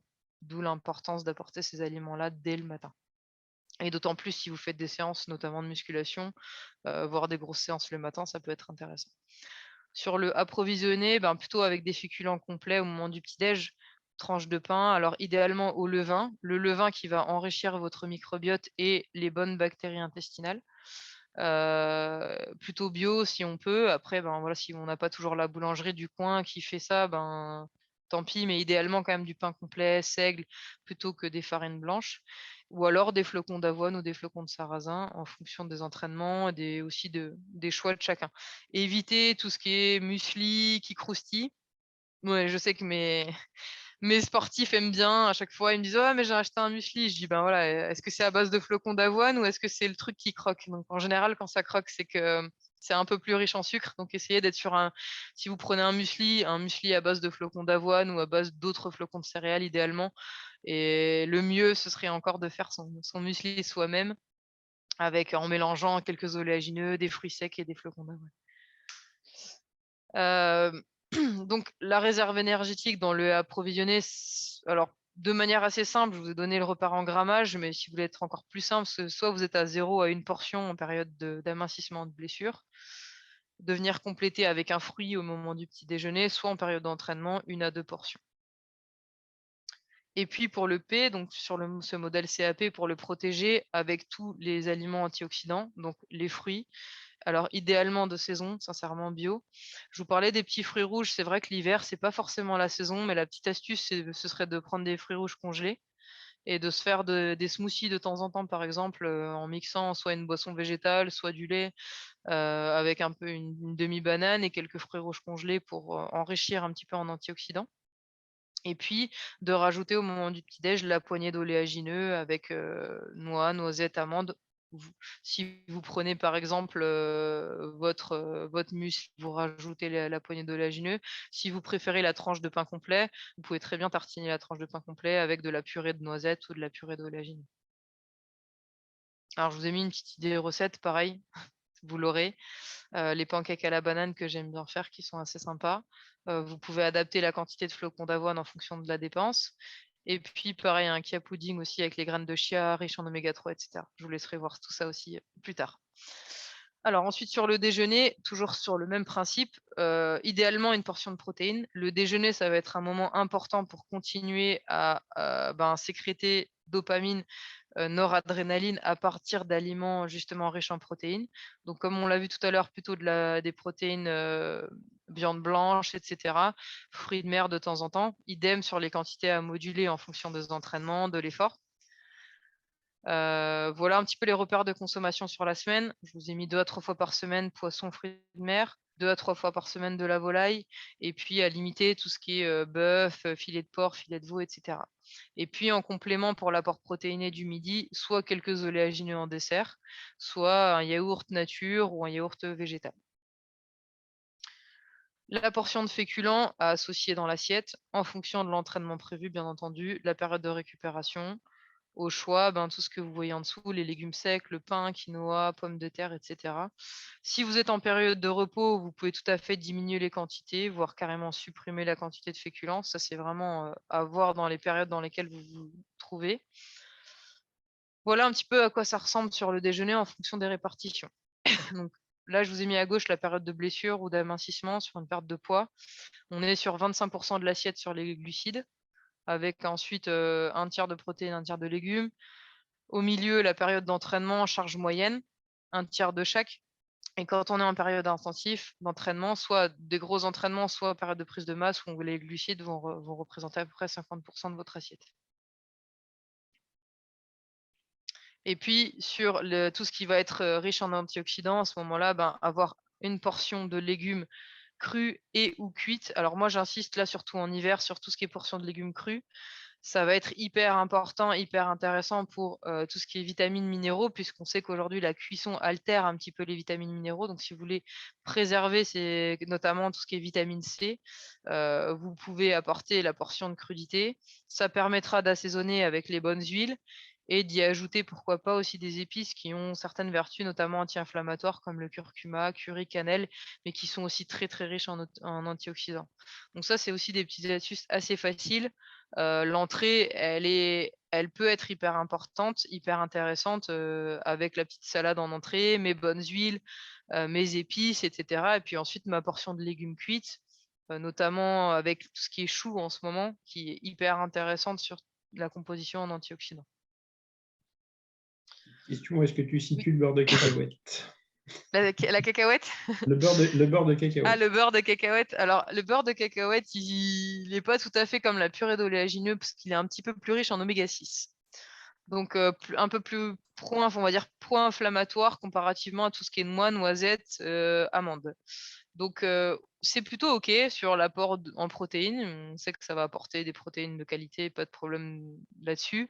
Vous pouvez en consommer de temps en temps, mais si vous deviez consommer plus régulièrement une purée d'oléagineux, je dirais plutôt soit amande, soit noisette. Et une question aussi sur la digestibilité des aliments crus. Est-ce que c'est plutôt en fin de repas ou... Alors, moi sincèrement, je les conseille en début de repas. Après, effectivement, quand j'ai des sportifs qui sont assez sensibles, je leur déconseille, notamment en période sur une semaine de compétition. Ça peut être un petit peu difficile, effectivement. Si vous sentez que ça passe moyen à ce moment-là, idéalement, consommer des légumes cuits à la vapeur plutôt que des légumes crus parce qu'on sait que comme c'est riche en fibres, ça peut venir altérer la muqueuse. Sur une muqueuse déjà hyper perméable ou déjà un petit peu abîmée, ça peut créer un peu de l'inflammation, effectivement. Après, chez les sportifs qui vont bien, aucun problème pour justement avoir ce type de produit. Ok, merci. Voilà. Alors après, sur la collation, moi je l'intègre quoi qu'il arrive, qu'on soit en période d'entraînement ou pas. C'est un truc que je mets tout le temps. Déjà parce que ça peut permettre de couper la longue période entre le midi et le soir. C'est quand même long entre midi et 19h ou 20h si on ne devait pas manger. Donc ça permet aussi d'apporter des aliments de qualité, notamment un fruit en plus, puisque là, je vous conseillais le fruit le matin. Pourquoi pas un fruit aussi au moment de la collation. Là, en ce moment, on est en plein dans les mandarines. Mandarines, voilà, riches en vitamine C. Pourquoi pas le kiwi aussi, qui est très riche en vitamine C. Si vous êtes à l'entraînement, j'ai plutôt tendance à conseiller la banane, puisque voilà, c'est un aliment qui est quand même hyper digeste, qui va apporter notamment de la vitamine B6, un peu de magnésium. Pourquoi pas le carré de chocolat noir aussi qui va être hyper intéressant en magnésium et aussi en antioxydants. Après, vous avez tout ce qui est compote, barres céréales. Alors attention aussi pour les par rapport aux barres céréales parce que vous avez de tout. Vous avez la barre céréale qui va apporter des sucres de mauvaise qualité, qui va faire sécréter énormément d'insuline. Donc la barre céréale de mauvaise qualité ou alors des barres avec des aliments plutôt crus. Voilà, on a certaines barres, voilà, j'ai pas envie de citer de marque parce que j'ai aucune marque, j'ai aucune préférence, mais quand vous voyez que c'est des aliments bruts où il y a très peu d'ingrédients, en général, vous savez que vous êtes sur des barres de qualité. Donc, le petit un peu conseil d'après-entraînement, si par exemple vous pouvez pas prendre un repas tout de suite dans l'heure qui suit l'effort, idéalement pour favoriser la récup, par exemple vous êtes entraîné de 15 à 17 et que vous mangez qu'à 20h, pour favoriser la récup à ce moment-là, voilà ce que je vous conseille, soit un fromage blanc avec un muesli à base de flocons d'avoine, soit quelques fruits secs avec des oléagineux, ou alors même la tranche de pain comme vous voyez sur la photo avec un peu de kiwi, de la purée d'amande. Donc là, vous allez être sur un apport protido-glucidique qui va favoriser votre récup, qui va permettre voilà, de faire sécréter de l'insuline assez rapidement et de refaire les stocks énergétiques qui ont été un peu brûlés pendant l'effort. Comme je vous le disais, donc conseiller même quand j'ai pas entraînement. Ça permet effectivement, on parlait de neurotransmetteurs tout à l'heure, dopamine, noradrénaline, cette fois de faire sécréter ce qu'on appelle la sérotonine. Ça prépare le corps à l'endormissement et du coup à faire sécréter sérotonine mais aussi mélatonine dans un second temps qui va permettre de mieux dormir. J'ai certains sportifs qui ont ce qu'on appelle un déficit sérotoninergique et en général quand on intègre une collation, justement, ça permet de faire sécréter de la sérotonine et ça permet d'améliorer le sommeil derrière. Ça permet aussi de compléter l'apport en magnésium et en oméga 3 si on n'a pas eu assez d'oméga 3 sur la journée, de rapporter un peu d'oléagineux. Et puis surtout, petit moment plaisir si on a envie d'associer l'utile à l'agréable. Il faut savoir que c'est un moment assez opportun pour apporter un peu de sucre pour le corps. Il le gère plutôt bien, contrairement au matin, où souvent le matin, quand on a les céréales du petit déjeuner un peu trop sucrées, le corps est très sensible à l'insuline notamment, et il n'est pas forcément enclin à avoir un apport sucré, contrairement à la collation au moment du goûter, où justement l'insuline va être plutôt mieux gérée par le corps à ce moment-là. Et puis après, le dîner, alors moi, ce que je conseille en général, c'est de diminuer la consommation de protéines animales, notamment de viande rouge. Alors la viande rouge, voilà, je la déconseille carrément le soir puisqu'elle est très acidifiante. Elle recrée des déchets et puis elle augmente le temps de digestion. Donc en général, pour aller dormir derrière, c'est jamais très simple. Si par contre vous dînez avec une portion de protéines animales, vous pouvez tout à fait prendre des œufs, des petits poissons gras ou un peu de volaille. Toujours les quantités à moduler en fonction des entraînements. Pareil sur l'apport de glucides, plutôt des féculents complets, légumineuses. Ces aliments-là vont aussi faire sécréter un petit peu de sérotonine à partir de certains acides aminés qu'ils contiennent. Donc, c'est des aliments qui sont toujours très intéressants aussi le soir. Donc là, c'était si vous aviez effectivement la protéine animale et les féculents. Et si vous avez que les féculents ou les légumineuses, vous pouvez très bien faire une association moitié féculent, moitié légumineuse, pour reconstituer la protéine de qualité.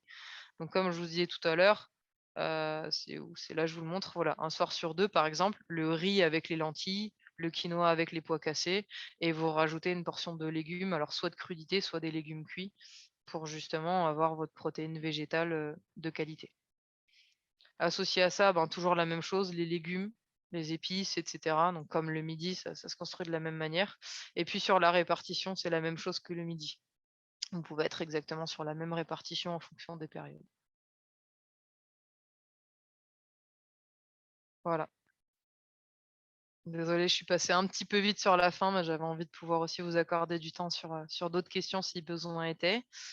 Donc, Yannick, si j'ai pas fait attention s'il y avait des questions. Il y en a déjà une sur les entraînements à jeun le matin. Oui. Qu'est-ce que je préconise? qu'est-ce que tu en penses? Alors, l'entraînement à jeun, il peut être hyper intéressant pour, justement travailler sur les stocks, par exemple, glycogéniques et justement éviter d'utiliser des stocks glycogéniques. Alors, je m'exprime. En fait, pendant la nuit, nos stocks justement de glycogène vont se vider petit à petit et quand on va se réveiller, effectivement, on va se retrouver avec des stocks très, très diminués, ce qui va permettre, de mettre en route les filières plutôt lipolytiques, donc la lipolyse et utiliser plutôt, la réserve dans le tissu adipeux. Donc ça permet aux sportifs de développer un métabolisme un peu différent, notamment quand on fait de la longue durée, par exemple les marathoniens, et cetera, pour, favoriser d'autres filières et un métabolisme un peu différent. Par contre, ce que je déconseille, c'est d'aller au-delà de 45 minutes d'entraînement, à jeun, parce que là, on va commencer à taper un petit peu dans tout ce qui est masse musculaire. On va demander aux protéines de devenir notre principale source d'énergie et à ce moment-là, on risque, d'augmenter le risque de blessure, notamment musculaire, si on veut y aller un peu trop longtemps ou trop fort. Pareil, éviter les entraînements à jeun, de manière intensive parce que là aussi, ça va demander un petit peu trop à votre corps et ça va, augmenter aussi une fragilité immunitaire à un moment donné, donc avec des risques de tomber malade un peu plus facilement. Donc OK pour l'entraînement à jeun de 30 à 45 minutes sur une intensité moyenne sans souci. Par contre, éviter les intensités trop importantes et éviter les sorties trop longues. Si vous partez sur une séance à jeun et que vous voulez sortir 1 heure et quart, essayez d'emporter une compote, une barre céréale ou quelque chose, justement pour essayer d'apporter un petit peu quelque chose pendant l'effort, quoi. Mais bon, du coup, là, on sortirait du concept de l'entraînement à jeun si on mange pendant l'effort, mais voilà. Si, par exemple, l'effet que je dis ça pour les sportifs qui ont du mal à manger avant un entraînement, vous pouvez très bien faire ça et à ce moment-là, partir avec, quelque chose dans votre sac ou dans une ceinture si vous avez une ceinture, voilà. Ok. Alors, j'ai plusieurs questions qui sont arrivées. Est-ce qu'il est plus intéressant de consommer du lait entier? Alors, le lait entier, je ne sais pas si vous savez la simple différence, le lait entier, c'est qu'effectivement, il va conserver toutes les matières grasses. Donc il va être plus riche, en matières grasses, plus riche en lipides. Il va être aussi plus riche en certaines vitamines qu'on appelle liposolubles et donc les vitamines qui sont transportées par les graisses. Donc ça peut être intéressant dans une certaine mesure. Par contre, effectivement, sachez que ça va vous apporter plus de lipides, donc plus d'acides gras et potentiellement, favoriser une prise de poids un peu plus importante que sur du lait demi-écrémé. Ok. Donc si c'est que le lait, ça va. Par contre, sur la crème, essayez de rester sur, une crème à base de demi-écrémé plutôt qu'une crème entière. Voilà. Ok. Après, il y a une question, qu'est-ce que tu penses du jeûne intermittent? Est-ce que c'est quelque chose de praticable? Voilà, faut faire attention à ce qu'on répond au vu de ce qui se passe, dans l'actualité. Alors le jeûne intermittent pour moi et il faut avoir la définition la même pour tout le monde. Pour moi, c'est un jeûne où on va manger pendant à peu près sur une période de 8 heures et on va jeûner sur une période de 16 heures. Donc par exemple, on va prendre un dernier repas à 20 heures et on mangera que 16 heures après le lendemain, ce qui nous amène à 13 heures si je me trompe pas. Donc ça peut être intéressant sur nos cellules parce qu'en fait, on a un renouvellement cellulaire qui se fait à ce moment-là. Ça peut être intéressant sur certaines maladies aussi, notamment le diabète, par exemple, sur certaines maladies comme certains cancers qui peuvent être intéressants de faire du jeûne intermittent. Par contre, sachez que si vous faites du jeûne intermittent tout le temps, au bout d'un moment, votre corps s'habitue. Donc, si vous n'apportez pas suffisamment de calories sur les 8 heures qui vous restent, votre corps risque de diminuer énormément son métabolisme et de fonctionner un petit peu au ralenti. Donc, un jeûne intermittent de temps en temps, pourquoi pas? Si vous faites un jeûne intermittent tous les jours, sur toute l'année, je vous conseille d'être quand même suivi par un professionnel de santé et d'être bien encadré pour avoir les bons apports sur le reste de la journée, encore plus si vous faites du sport à haut niveau. Ok. Après, on arrive, je crois, sur des questions qui vont être traitées la prochaine fois, puisqu'on va replacer une deuxième. Sur un entraînement lactique et le petit déjeuner. Qu'est-ce que Ouais, le régime...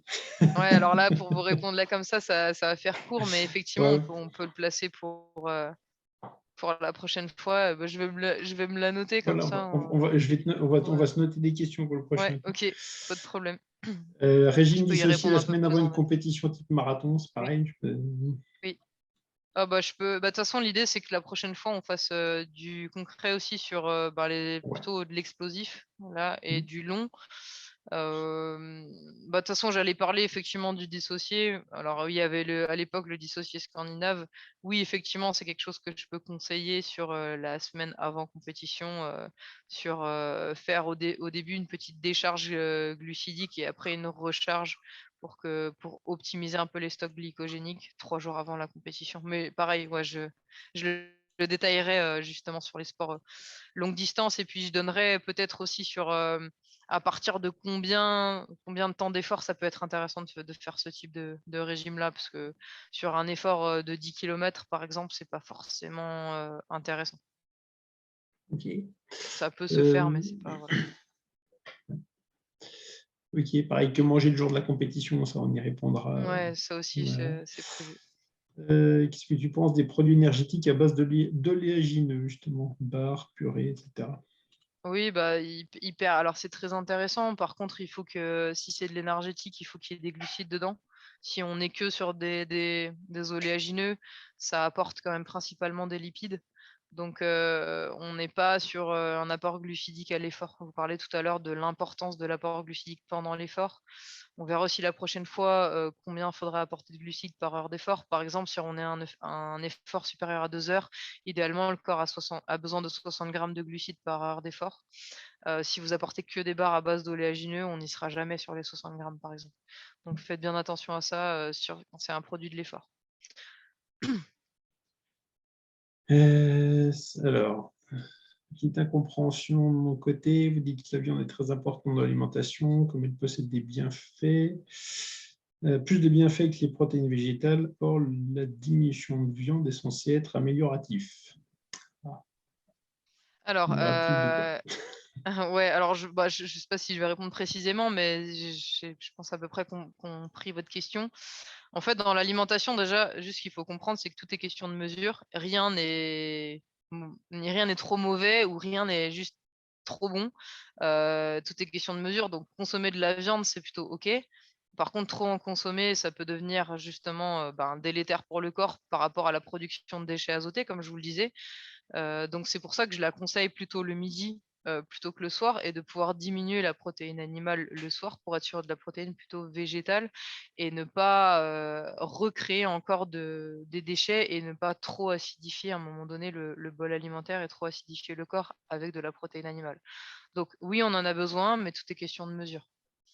Hem, c'est un peu c'est un peu les problèmes qui se posent aujourd'hui avec l'alimentation, c'est que quand il y a un nouveau truc qui sort, c'est qu'on en fait, un truc un peu miracle et c'est ce qui s'est passé il y a quelques années avec le soja, par exemple. On a dit: «Ah bah tiens, le soja, la nouvelle protéine végétale, la protéine à utiliser», puis finalement on s'est rendu compte que ça augmentait le risque de cancer, hormonodépendant et puis finalement non, puis finalement si et en fait, il faut juste se dire déjà que par rapport à l'alimentation, si on vous met un produit en avant en disant: «C'est le produit miracle, il faut manger que ça», on peut peut-être se dire que ça risque de pas être le cas, quoi.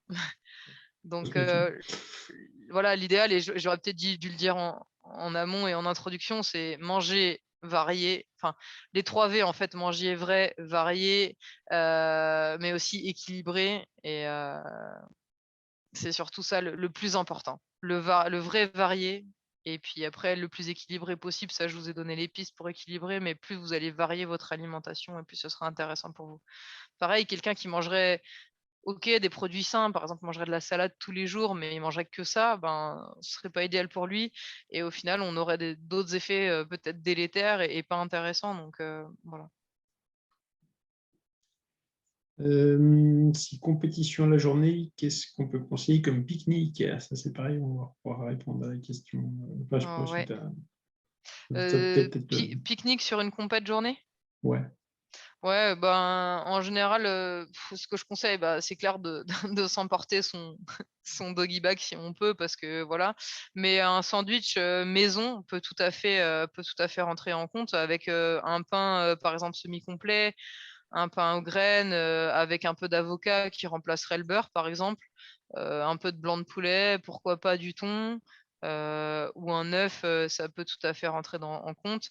Après, ben, on va diminuer la quantité de crudité parce que c'est pas forcément, idéal sur une période de compétition, mais si ça passe bien, pourquoi pas la petite feuille de salade qui va bien, mais on a déjà l'avocat, donc vous avez votre sandwich avocat thon ou sandwich avocat poulet, un fruit ou plutôt une compote. Alors si vous êtes sur un fruit, plutôt une banane.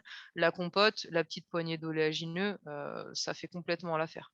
Après en termes d'hydratation, soit vous avez la boisson d'effort que vous pouvez consommer un petit peu avant l'effort et pendant l'effort, soit tout simplement une boisson avec, un peu de sirop ou un peu de jus de pomme dedans, moitié jus de pomme, moitié eau, ça peut aussi complètement faire l'affaire.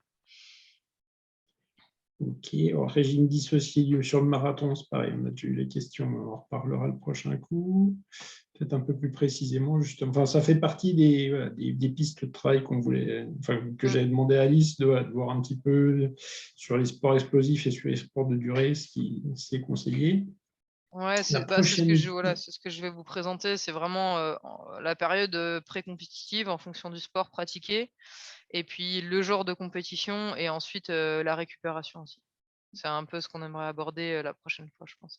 ouais. Alors, la date justement de la prochaine session dont on parle n'est pas encore fixée, ce sera vraisemblablement au mois de mars, puisque février, je peux déjà dire à ceux qui sont encore là, j'avais déjà programmé la conférence de février avant que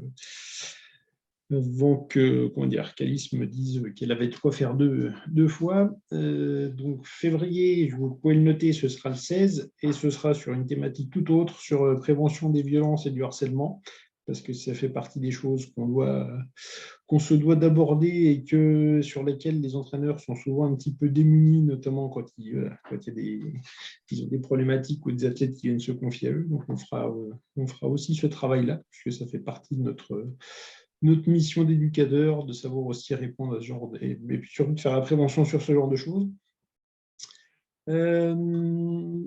Fruits de mer au petit déjeuner, conseillé, déconseillé. Ah bah, pourquoi pas, si ça passe.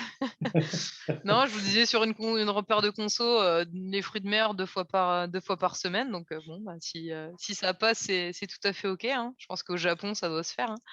Ouais. Mais Ou en voilà. Norvège peut-être aussi. Ou en Parce que Norvège, ouais, c'est clair. la question vient de Norvège, c'est pour ça. D'accord.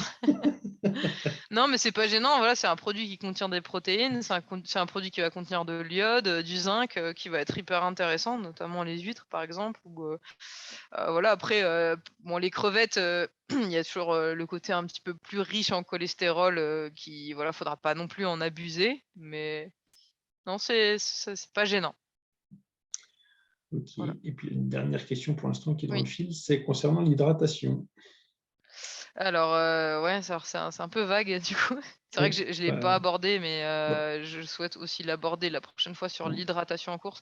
Déjà, ce que je peux vous dire, c'est l'hydratation du sportif au quotidien. On peut être, à minimum 2 litres par jour, clairement, et ensuite prévoir à peu près 500 millilitres de boisson par heure d'entraînement. Voilà déjà ce que je préconise. Hem et alors je crois que j'ai ouvert en même temps la discussion, je vois écrit: «Boisson riche en sodium». La boisson riche en sodium va être intéressante sur tout ce qui est récupération, par exemple la ceinture en récup, parce qu'on a une perte de certains électrolytes à l'effort, notamment en sodium, qui va se faire. Aujourd'hui, si vous regardez un peu comment sont constituées les boissons de l'effort, il y a du sodium à chaque fois dans les boissons d'effort. En général, les dosages sont plutôt bien faits, bien adaptés pour permettre aussi, comme je vous l'ai montré tout à l'heure, une bonne absorption du glucose, puisque le glucose est absorbé avec du sodium. La point d'entrée se fait avec du sodium. Donc c'est intéressant pour l'équilibre, ce qu'on appelle l'équilibre osmotique de la cellule, d'avoir du sodium aussi. Donc si vous êtes sur une boisson d'effort, aucun problème vous aurez du sodium dans votre boisson. Et après, en récupération, surtout si vous êtes quelqu'un qui transpire beaucoup, allez sur des boissons type ceinture ou Vichy qui vont permettre d'apporter et des bicarbonates et du sodium en récupération. Après, dans le quotidien, pas nécessaire d'avoir une boisson forcément riche en sodium. Au contraire, à ce moment-là, dans le quotidien, c'est peut-être plus intéressant d'avoir une boisson pas trop riche en sodium et peu riche en nitrate. Quand vous regardez les résidus à sec, en général, il y a écrit il faudrait que le chiffre soit le plus bas possible sur les résidus à sec. Voilà. Ok. Question technique, qu'est-ce que la maltodextrine? Alors, la maltodextrine est un glucide qui a été décomposé, qui va se décomposer ensuite en dextrine, etc. Et qui va être absorbé sous forme après de glucose au niveau de l'entérocyte, comme on l'a vu au début sur. C'est une forme de sucre complexe qui est une forme de sucre du coup de synthèse qui a été extraite de certains aliments et qu'on va retrouver principalement dans les boissons d'effort.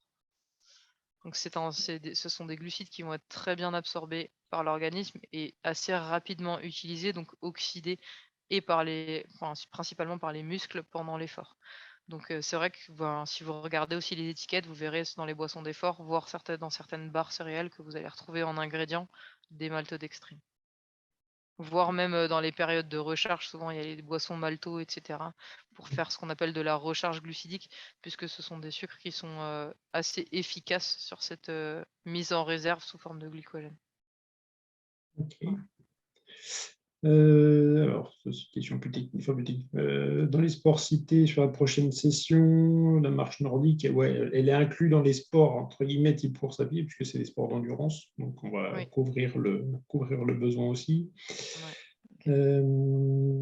Alors, juste pour ceux qui sont inscrits ce jour, est-ce qu'on va revoir un mail d'alerte pour la prochaine date? Évidemment. Donc, moi, j'ai une base de données que j'enrichis et dont j'informe à chaque fois que je m'en place une nouvelle conférence. Quels sont les effets du fluor dans l'eau? C'est une bonne question. C'est quoi le fluor dans l'eau? Je crois qu'on a perdu Alice. Les questions là.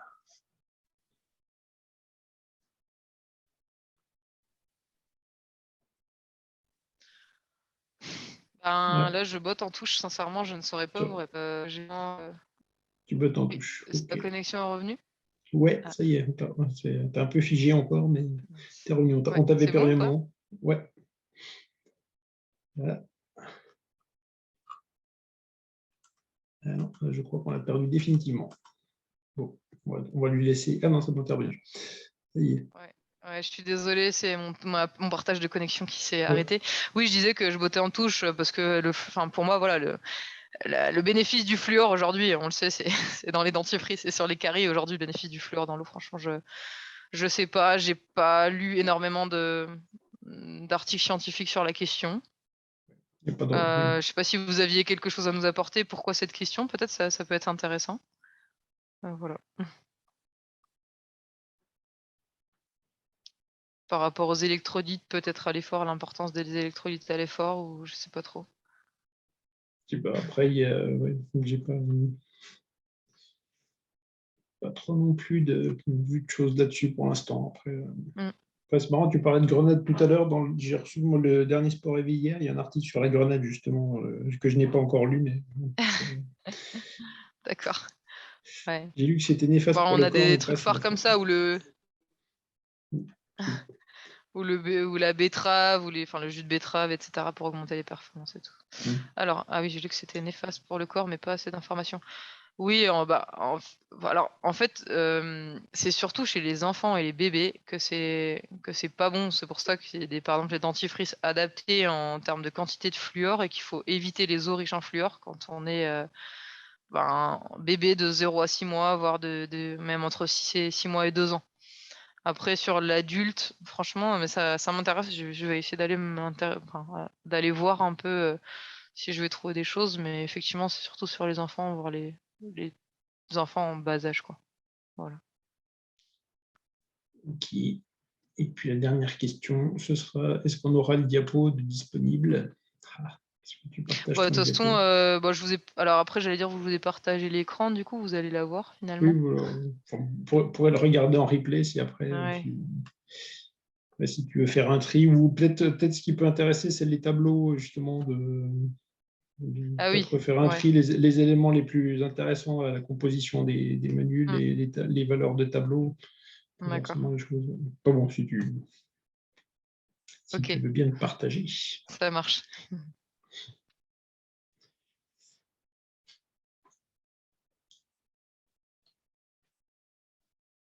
Ok. Eh ben, ouais, je vous envoie le replay de la conférence, effectivement, sans souci.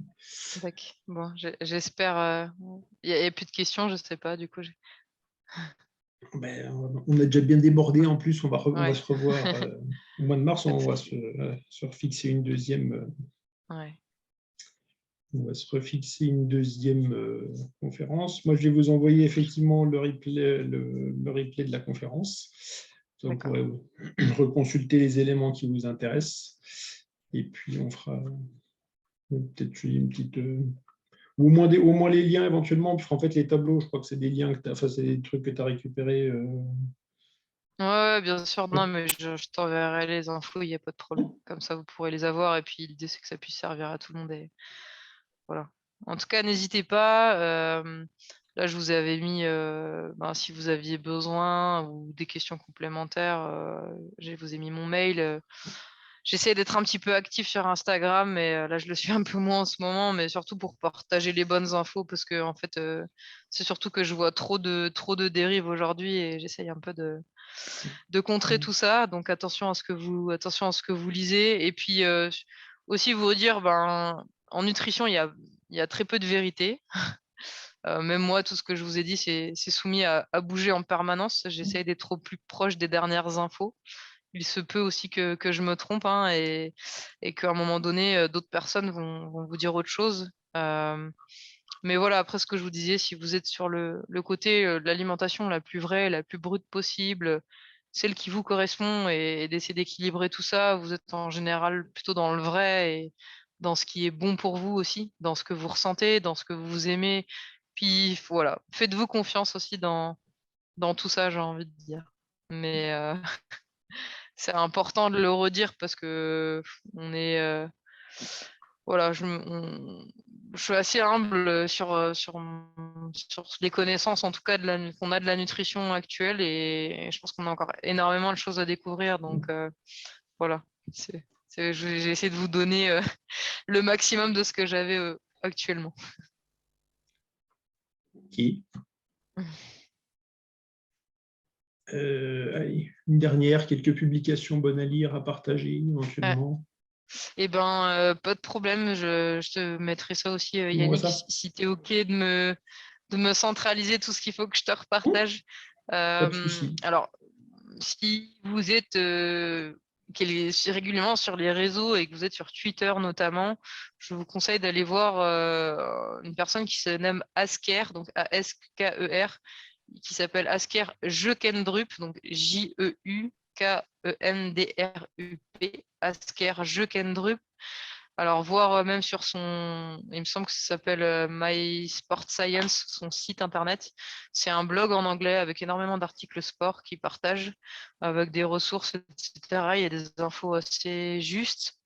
Puis après, pour les plus conformés, c'est vrai qu'il faut aller chercher un petit peu plus loin soit sur PubMed, c'est un moteur de recherche d'articles scientifiques, et vous tapez un peu les choses que vous avez envie d'aller voir. Mais le problème, c'est qu'il y a beaucoup de choses en anglais, donc être un petit peu plus à l'aise. Mais si vous allez déjà voir voilà, le blog là, My Sport Science, vous aurez déjà pas mal d'infos assez intéressantes. Ok. Voilà. Bien. Merci. Bah, écoute, merci beaucoup. Je vais enregistrer aussi le chat pour avoir toutes les questions que j'aurais potentiellement super. loupées. Et puis, je te redonne ça Pas de problème. pour la prochaine, qu'on puisse Ça intégrer marche. les dernières questions qu'on aurait potentiellement loupées. Ok. Merci à vous d'avoir suivi cette soirée. Merci à toi, Alice, de ton intervention. Je vais passer plein de messages de félicitations et de remerciements. Donc voilà, un grand merci à toi. Contente que ça vous ait plu. Ils en redemandent tous. Ok, ça marche. Bah, super. Écoutez, j'espère à très bientôt. Et puis, comme je vous l'ai dit, n'hésitez pas à faire passer vos questions à Yannick. On essaiera de traiter tout ça la prochaine fois. Voilà. Bonne soirée à tout le monde. Merci beaucoup à vous. Bonne soirée. Au revoir.